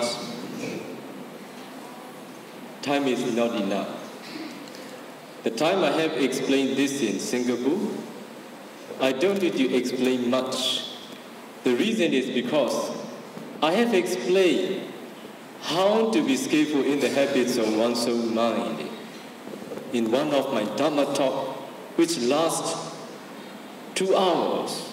For that reason, I don't need to explain very detailed. But here, I need to explain, but I have no time. So, I want all of you read. Fortunately, today you are going to get a talk that I have given in Singapore and Indonesia, maybe a few years ago. Now they have published into books. They have translated into Indo-Bahasa language. So please read. What I want to say, you will see them. Otherwise, I need to explain too much. Sebetulnya malam ini saya ingin menjelaskan bagaimana Anda bisa melatih dalam menjadi terampil mengetahui kebiasaan pikiran Anda sendiri. Sebagaimana yang saya telah pada saat saya menjelaskan memberikan ceramah seni tertinggi ini di Singapura, sesungguhnya saya tidak perlu menjelaskan dengan lebih detail soal bagaimana melatih membuat kita menjadi terampil dalam mengetahui kebiasaan pikiran sendiri, karena sebelum saya memberikan ceramah itu, saya sudah memberikan ceramah yang lain dengan topik untuk bisa menjadi terampil membaca kebiasaan pikiran sendiri. Mungkin waktu itu selama 2 jam. Jadi saat memberikan ceramah seni tertinggi, saya tidak perlu menjelaskan dengan lebih detail. Tetapi untuk malam ini, karena Anda belum pernah mendengar ceramah saya, maka sebetulnya saya ingin memberikan penjelasan lebih banyak, tetapi waktunya yang kurang memadai. Jadi kebetulan hari ini sangat beruntung ceramah saya sudah ditulis dalam buku dan sekarang ada di sini. So the name of the talk is A Journey of Self-Discovery. There I have explained more. Judul ceramah yang saya berikan waktu itu adalah sebuah perjalanan penemuan diri. Brother Hobley, you're going to offer them, right? Yes. So you're very fortunate. You can read in your language. Jadi saudara Hobley akan membagikannya kepada Anda. Sangat beruntung bahwa sekarang sudah tersedia dalam bahasa Indonesia. So until you understand that anger is not yours, by training your mind to be skillful in the habits of yours at the time, you can develop the acceptance which is an art.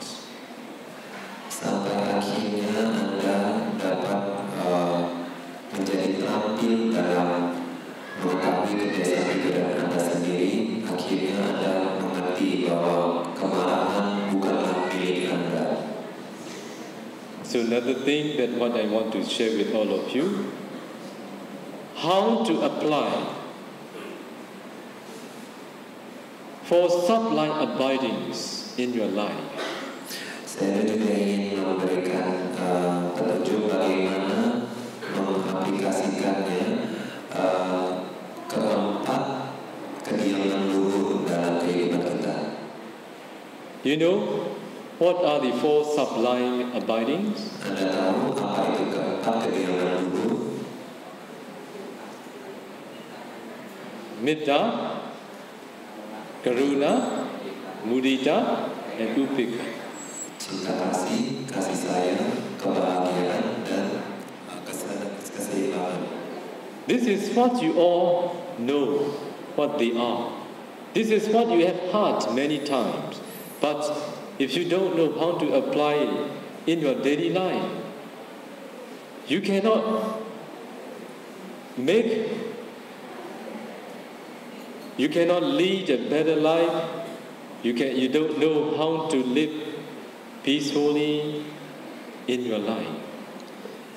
Jadi ini sebetulnya Anda sudah tahu tentang 4 kediaman luhur ini dan Anda mungkin sudah sering mendengarkannya. Tetapi kalau Anda belum bisa mengaplikasikan, mempraktekkannya di dalam kehidupan sehari-hari Anda, maka Anda tidak bisa mendapatkan kehidupan yang lebih baik, kehidupan yang lebih damai. What is metta? Apakah itu metta? What is metta? Loving kindness. What is loving kindness? Apa itu cinta kasih?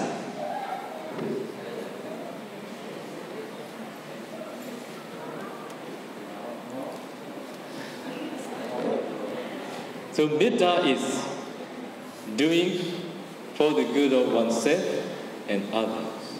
Jadi metta sesungguhnya adalah melakukan sesuatu demi manfaat bagi diri sendiri dan orang lain.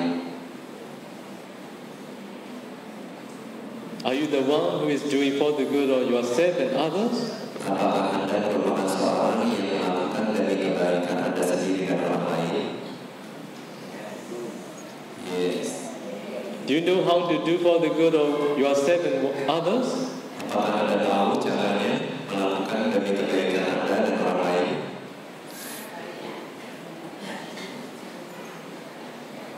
You need to know. Anda perlu tahu.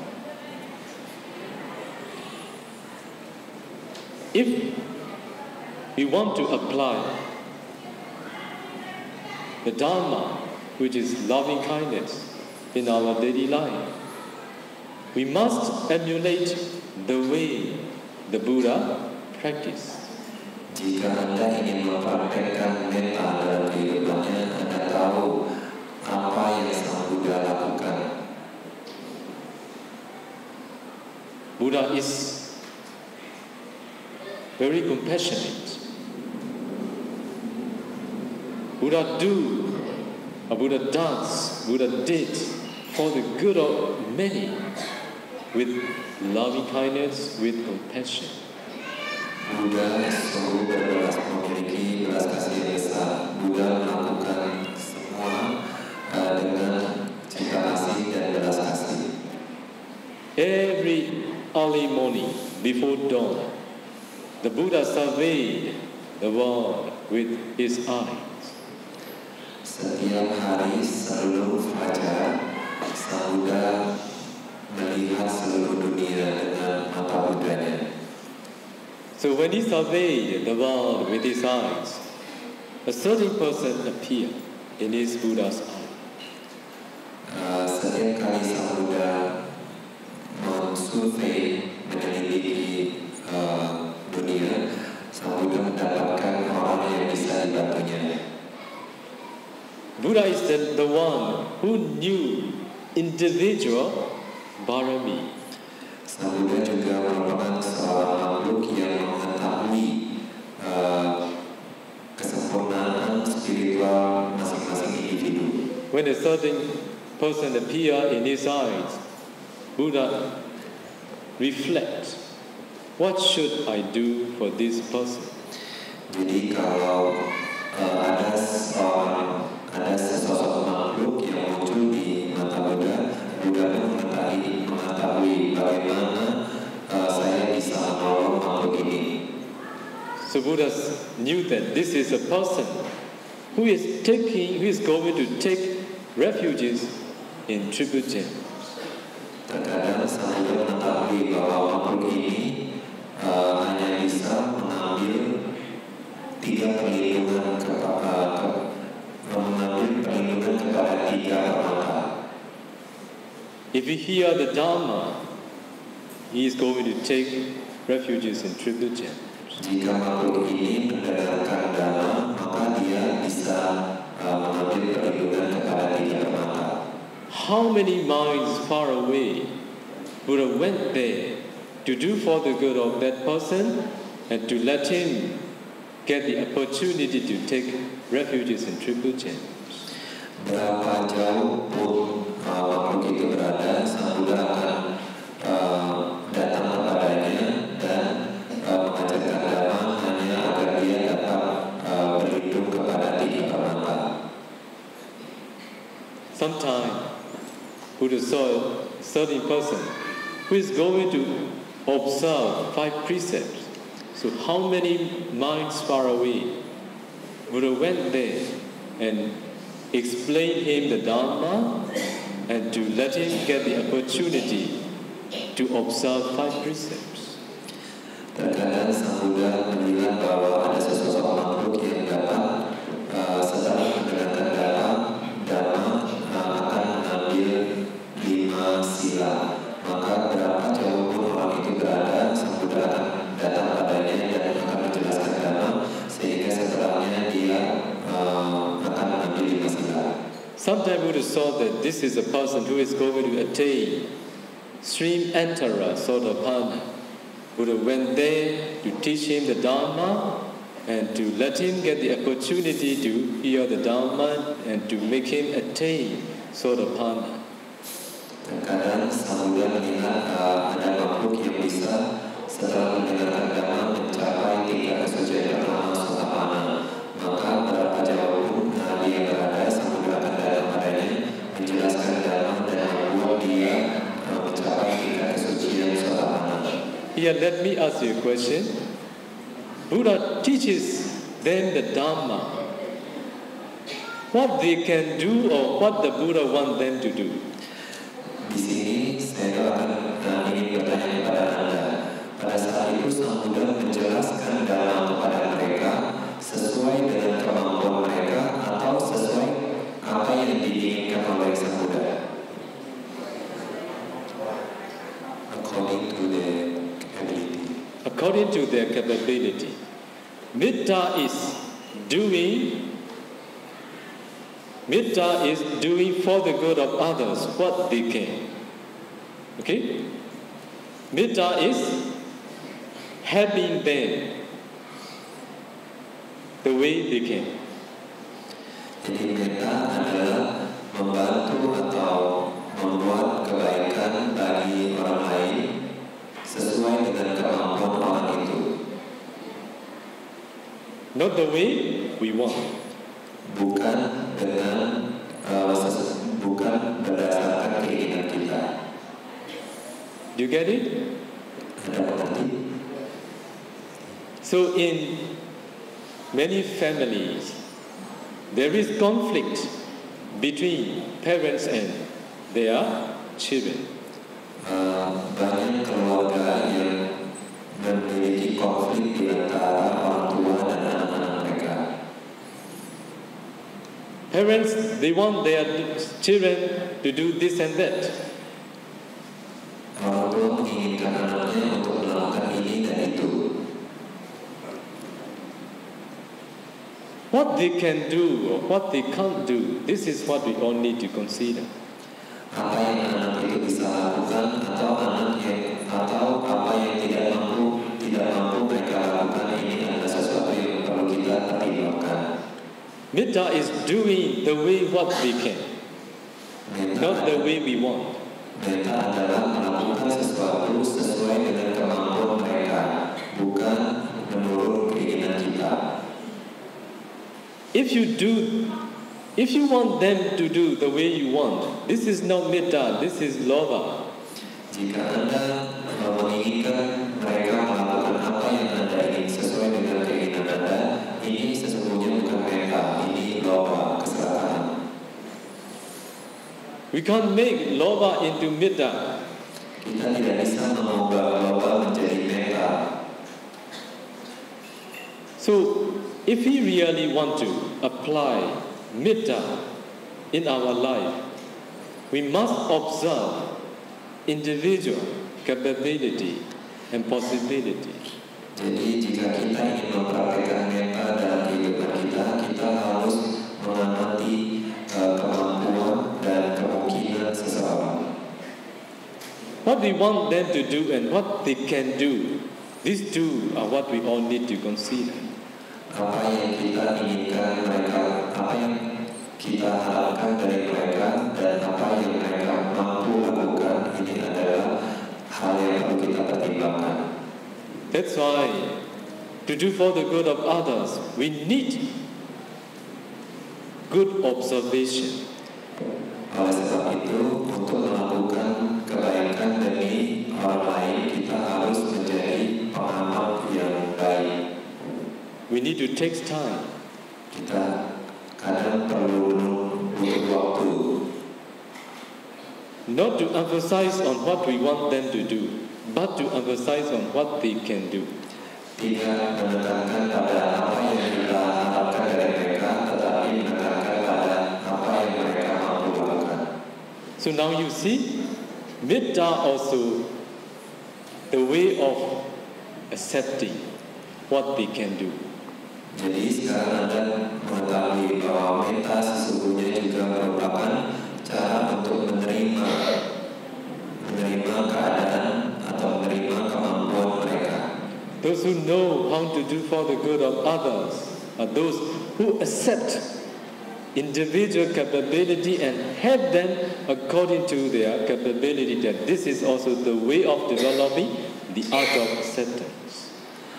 Jadi seseorang yang bisa melakukan kebaikan bagi orang lain adalah seseorang yang mahir dalam mengamati atau mengerti kemampuan masing-masing individu, dan ini juga merupakan suatu praktek dalam menerima. You get it? Anda mengerti? So another, how to apply compassion in our daily life. Lalu bagaimana mempraktekkan belas kasih atau karuna di dalam kehidupan kita? When we see someone suffering, we feel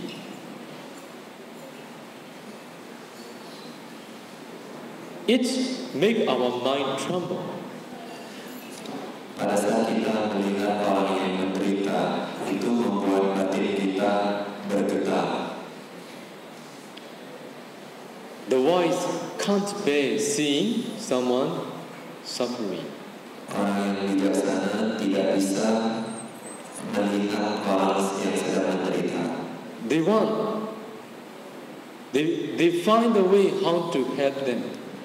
Mereka ingin dan mereka akan mencari cara untuk membantu mereka.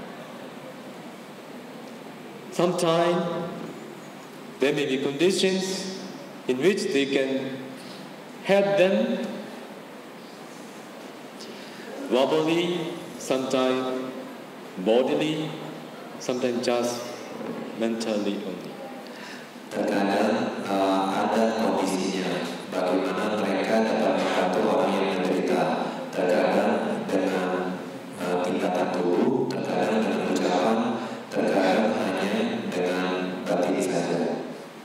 Sometimes even though we do for the good of others with metta, sometimes we do for the good of those who are suffering with compassion. They can't be the way we want. Even though we want them to be successful, even though we want them to be free from suffering, they will not be according to our metta, they will not be according to our karuna. Terkadang Anda mendapatkan bahwa Anda ingin melakukan kebaikan demi orang lain dan Anda mengasihani orang yang sedang menderita, tetapi mereka tidak bisa melakukan sesuai yang apa Anda harapkan. Mereka tidak bisa terbebas dari penderitaan sesuai yang Anda inginkan. Why do we suffer? Mengapa kita menderita? Bukan siapa-siapa Anda sendirilah pelakunya. Right? If it is so, we must accept seeing the suffering condition of others or oneself too. Oleh sebab itu kita harus bisa menerima melihat penderitaan orang lain dan penderitaan diri sendiri.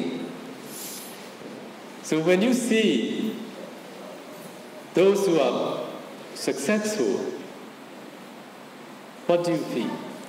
Jadi saat Anda melihat seseorang yang berhasil, apa yang Anda rasakan?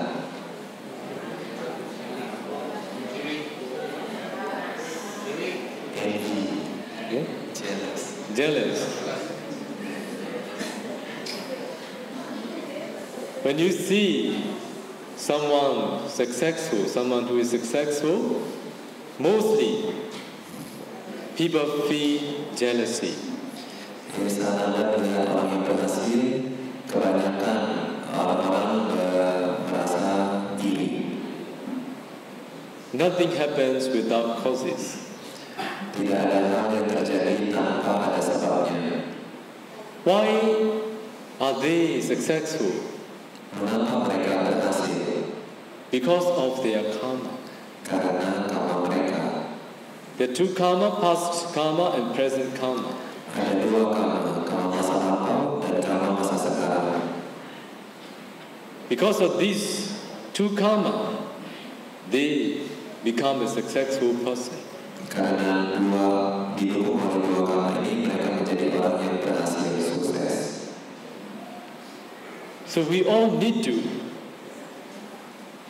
develop right understanding when we see someone who is successful. Jadi kita perlu memiliki pemahaman yang benar setiap kali kita melihat orang yang berhasil. There may be many those around you. Since you were young, you also wanted to be a successful person. There are also many other those who want to be a successful person too. Anda sendiri mungkin dari pada saat Anda muda atau kecil, Anda ingin menjadi orang yang berhasil. Juga orang lain, tentunya mereka juga ingin menjadi orang yang berhasil. You may be the one who want to be a wealthy person. Anda mungkin adalah seorang yang ingin menjadi orang kaya. There may be many those who want to be too. Dan mungkin juga banyak orang di dunia ini juga ingin jadi kaya. They all may try to be a wealthy man. Mereka mungkin berusaha untuk menjadi orang kaya. What do you see? Do all of them become a wealthy man? Lalu apa yang Anda temukan? Apakah semua dari mereka menjadi orang kaya? Sometimes, if we compare two persons, the first one, he also make much effort to be a wealthy man. Another person also make an effort too. But if you compare, the first one make more than the second one. But the first one, he could not be a wealthy person even though how hard he tried. But the second one, who didn't need to try as hard as this person, he became a very wealthy man. What is the reason? Kadang-kadang jika Anda membandingkan antara dua jenis orang, dua-duanya berusaha untuk menjadi orang kaya, dua-duanya ingin menjadi orang kaya. Yang satu, dia berusaha sangat keras, bahkan melebihi yang lainnya. Tetapi berapapun usaha yang telah dikeluarkan, dia tidak menjadi sekaya yang keduanya. Apa yang terjadi? Meskipun yang kedua ini tidak mengusahakan sekeras yang pertama. So according to the Buddha's teaching, if we see results, the main cause is the past causes. Present causes is the supporting cause. Without the main cause, which is the past karma, past causes, how much we try, how hard we try, we will not be according to our wish. Jadi Buddha mengajarkan setiap kali kita melihat suatu hasil, maka kita harus mempertimbangkan dua karma, karma masa lampau dan karma masa sekarang, tanpa didukung oleh karma lampau yang sesungguhnya merupakan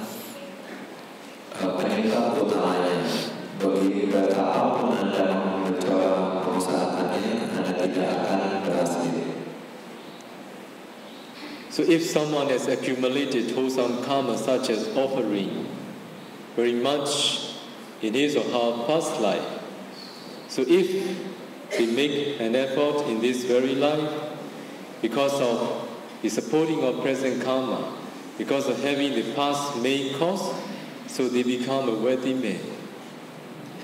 Misalnya seseorang yang telah melakukan karma baik seperti melakukan banyak persembahan di kehidupan sebelumnya, maka didukung oleh karma lampau yang merupakan penyebab utama ini, dan juga dengan mengusahakannya di dalam kehidupan ini juga yang merupakan karma masa sekarang, dia akan bisa menjadi seseorang yang sukses atau berhasil. That's why when we see successful person, when we see someone who is successful, when we see a worthy man, at that time we should develop this understanding. Nothing happens without causes. You should accept them as it is. Jadi setiap kali Anda menemukan seseorang yang berhasil, maka Anda harus memahami pepatah ini, bahwa bukan pepatah tadi, ajaran sang Buddha, yaitu tidak ada sesuatu hal yang terjadi tanpa ada penyebabnya. Batu mapiu, mimi, mu. Do you understand? Bukan siapa-siapa, Anda sendirilah pelakunya. Okay? That's why you need to develop this. If you see someone successful, please be happy with them. This is knowing how to apply Dharma in your daily life. Oleh karena itu Anda harus selalu mengingat ini, yaitu setiap kali Anda melihat orang bahagia, Anda tahu bagaimana memahaminya secara benar, dan inilah cara Anda mempraktikkannya dalam kehidupan sehari-hari. So the last one, upeka. Dan yang terakhir adalah upeka, keseimbangan. It is superior state of mind. Ini adalah yang paling tinggi. This is a state of mind we all need to develop in our life. Ini adalah kondisi pikiran yang perlu kita kembangkan di setiap hidup kita, di sepanjang hidup kita. Even though you want to do for the good of many with metta, even though you want to help others to be free from their suffering, even though you want them not to be separated from what they possess, they will not be according to your metta, they will not be according to your karuna, they will not be according to your mudita, they will be according to their karma. Meskipun Anda memiliki keinginan untuk melakukan kebaikan bagi banyak makhluk, dan juga meskipun Anda ingin makhluk itu terbebas dari penderitaan, dan meskipun Anda berkeinginan agar orang-orang tidak kehilangan kebahagiaan yang telah mereka peroleh, Anda menemukan bahwa mereka tidak akan menjadi seperti apa yang Anda inginkan, sesuai dengan metta, karena mudita Anda, karena mereka hanya akan mengikuti karma mereka saja. If you don't develop equanimity towards both desirable and undesirable, you will suffer for your metta, you will suffer for your karuna, you will suffer for your mudita too. Jadi jika Anda belum bisa mengembangkan untuk berhadapan dengan sesuatu yang Anda senangi atau yang tidak Anda senangi, maka Anda akan sangat menderita akan metta yang telah Anda miliki, karuna dan mudita Anda. That's why we all need to practice in a proper way in our daily life these four sublime abiding. Oleh sebab itu kita perlu mempraktekkan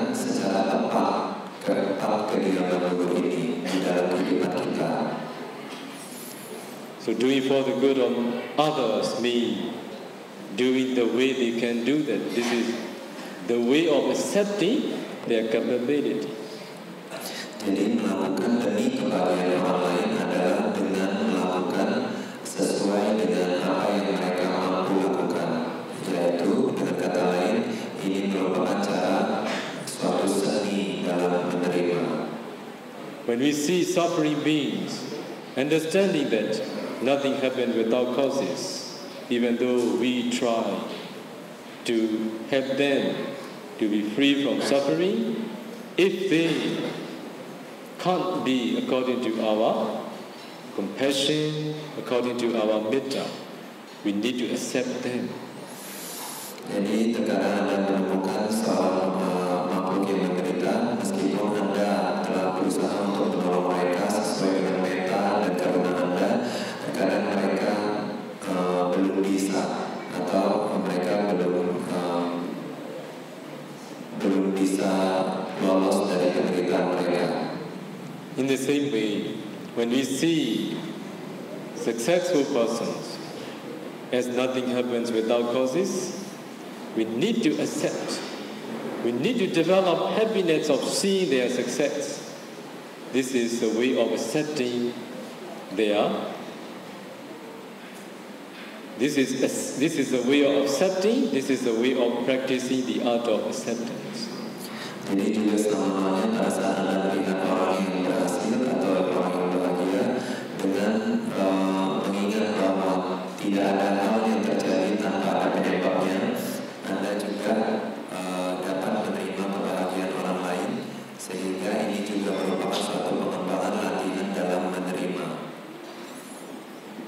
So even though we want them to be, even though we want to do for the good of many, even though we want them free from suffering, even though we want them not to be separated from what they possess, they will not be according to our metta, they will not be according to our karuna, they will not be according to our mudita. They will be according to their karma. Karma is their refuges.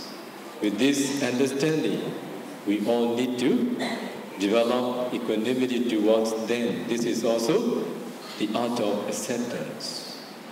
Jadi setiap kali meskipun Anda mengusahakan untuk demi kebaikan orang lain dan juga Anda memiliki keinginan agar makhluk tersebut bebas dari penderitaan, dan juga jika Anda memiliki keinginan bahwa semoga makhluk tidak kehilangan kebahagiaan yang telah mereka peroleh, tetapi terkadang Anda menemukan bahwa sesuatu hal itu tidak terjadi sesuai dengan cinta kasih Anda, tidak sesuai dengan belas kasih Anda, tidak sesuai dengan mudita Anda.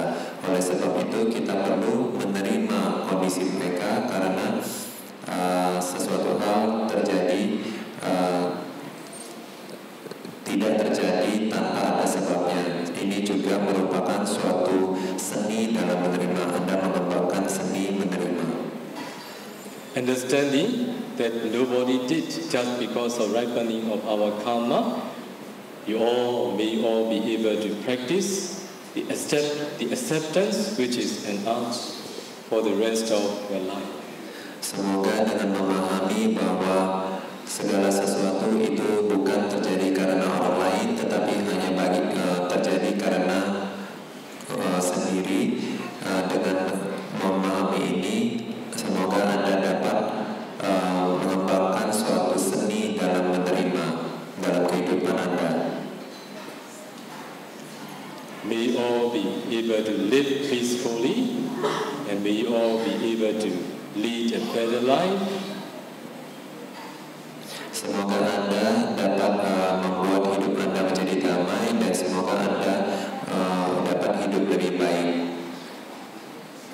So for the good of all of you, dan untuk kebaikan Anda semua, let me speak in Bahasa as a gift for all of you, the words that I have told all of you. Perkenankanlah saya memberikan sebuah hadiah kepada Anda semua dalam bahasa Indonesia. Bukan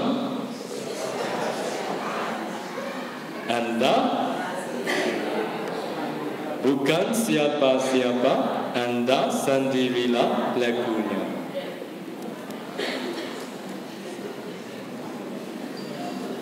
May all be free from suffering.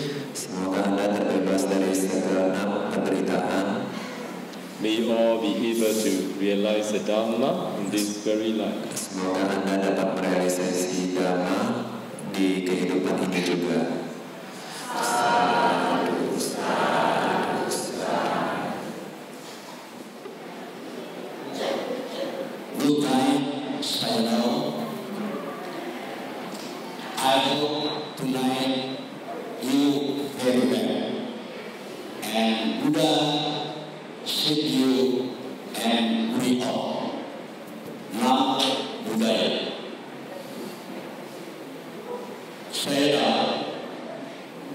Selanjutnya saya memakai bahasa sendiri karena bahasa Inggris saya mentok sampai di sini.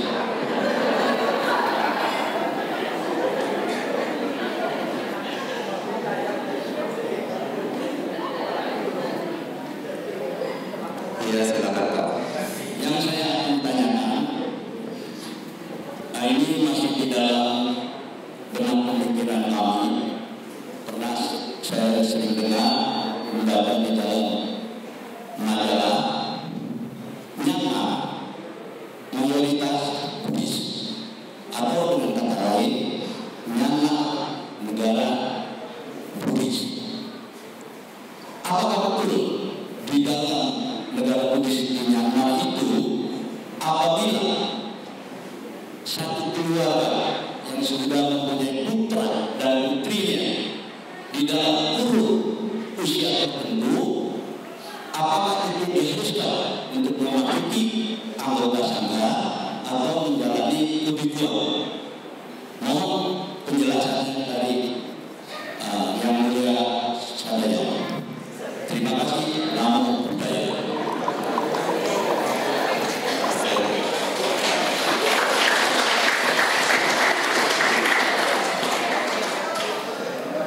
The question is, as they have read in the book, Myanmar is the majority of the Buddhist country. Majority are Buddhist. So in Myanmar family, if they have son or daughters, it is compulsory for them to enter the monastic life. Compulsory.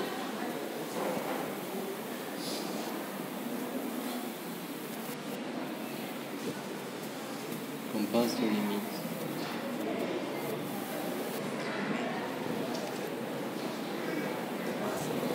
finish.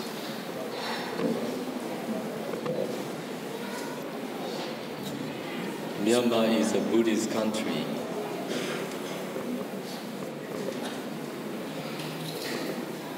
Majority are Buddhists, but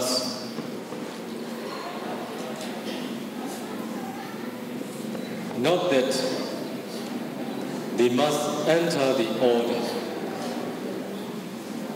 but according to our tradition, in Buddhist family, when sons and daughters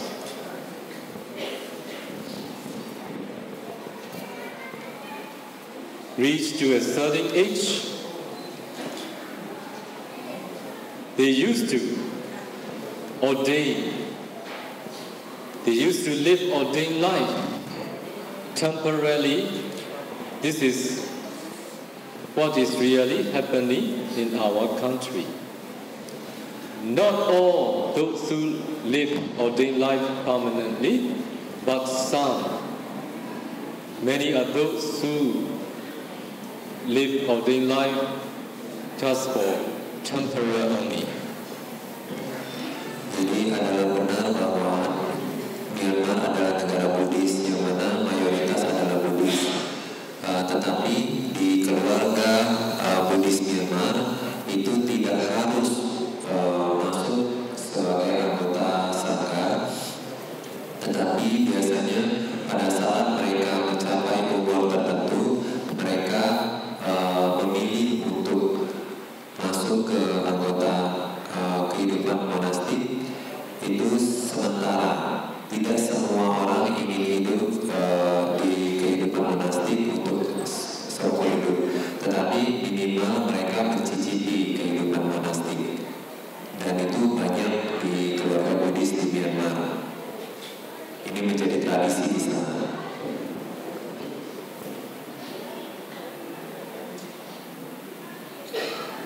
since in times of the Buddha.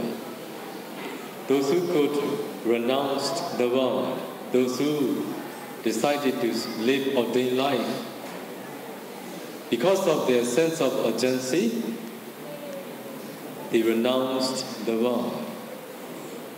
In the same way, at the present, those who can make a decision to live ordained life are those whose sense of urgency is strong. For that reason, they could choose to live ordained life. Jadi sejak zaman Sang Buddha, banyak orang yang meninggalkan kehidupan duniawi dikarenakan oleh desakan spiritualnya. Begitu juga di zaman sekarang, seseorang yang akhirnya berani untuk memutuskan meninggalkan keduniawian itu juga dikarenakan desakan spiritual mereka. For those who have no sense of urgency, they were not happy spending their lifetime as an ordained person. Sebagaimana orang yang memiliki desakan spiritual, maka mereka tidak akan bahagia jika tidak meninggalkan kehidupan duniawi dan tidak tinggal di kehidupan monastik.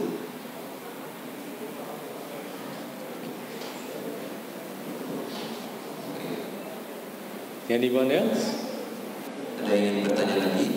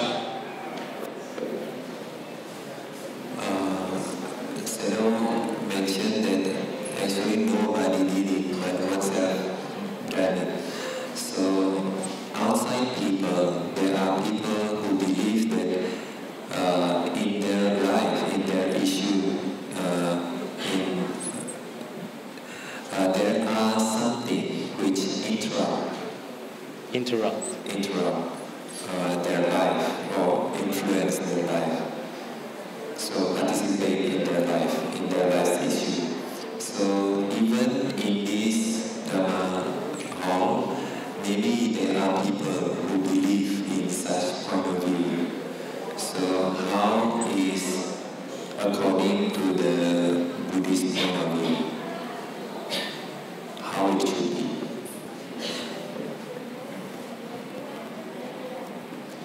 We need right knowledges. Kita perlu pemahaman yang benar. Right knowledges spring right thought. Pemahaman benar muncul dari pemikiran yang benar. Right thought springs right actions.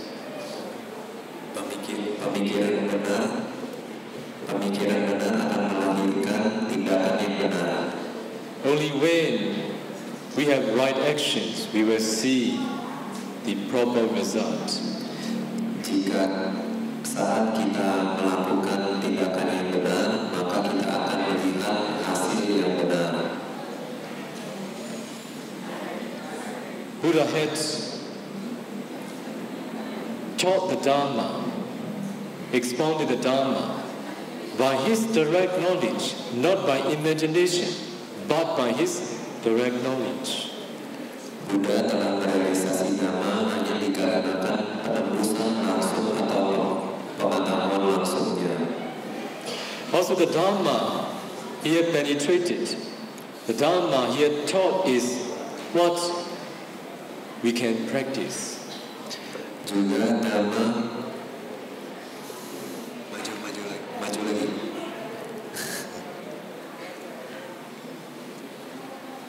Juga Dhamma yang dilatih oleh Sang Buddha adalah sesuatu yang Sang Buddha pernah lakukan. Buddha said, the Dharma I have taught all of you is not the Dharma that you can't practice, the Dharma that you can practice. Dhamma yang diajarkan Sang Buddha bukanlah Dhamma yang Buddha ajarkan kepada kita.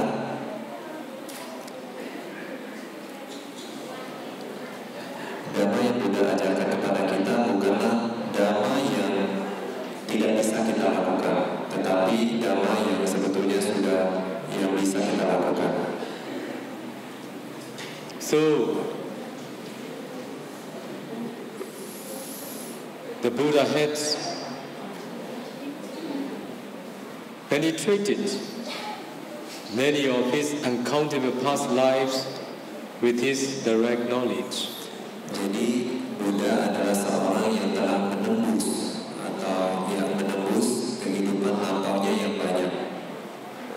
Also, Buddha taught how to know and see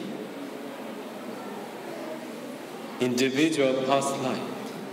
Juga Sang Buddha adalah seorang yang mengerti dan melihat kehidupan lampau masing-masing individu. So we are influenced much by our karma. Kita sangat dipengaruhi oleh karma kita. So only when you all can practice practically, only when you attain direct knowledge at that time, you can remove all these wrong views. Jadi hanya setelah kita betul-betul mempraktekannya, betul-betul melihatnya, maka Anda baru terbebas dari pandangan salah. So they have different point of view. Just because the way they grown up, the education they received. Jadi mereka memiliki sudut pandang yang berbeda hanyalah dikarenakan cara mereka dididik dan cara mereka tumbuh. They need to study the Dharma more. Bagi orang tersebut mereka perlu mempelajari Dhamma lebih banyak. They need to read the Dharma more. Mereka harus membaca lebih banyak Dhamma. They need to listen the true Dharma. Mereka harus mendengarkan Dhamma yang sejati. Furthermore, they need to develop direct knowledge. Terlebih-lebih mereka harus mengembangkan pengetahuan atau penembusan langsung. Buddha never asked anybody to come and believe. Buddha say, come and see. The wise can see. Buddha tidak pernah memaksa orang untuk meyakini ucapan Sang Buddha, tetapi beliau mengucapkan datang dan lihatlah sendiri.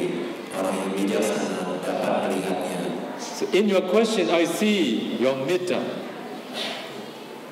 Di pertanyaan Anda, saya juga melihat bahwa Anda memiliki metta. But to be able to solve their problem, they need to spend time to study the Dharma, to develop right knowledges, and to have right thought. Only then they can do the right way. Tetapi bagi mereka untuk bisa menjadi lebih baik, mereka perlu mempelajari lebih banyak Dhamma. Mereka perlu memiliki pemikiran yang benar dan pemahaman yang benar agar mereka dapat melakukannya dengan cara yang tepat.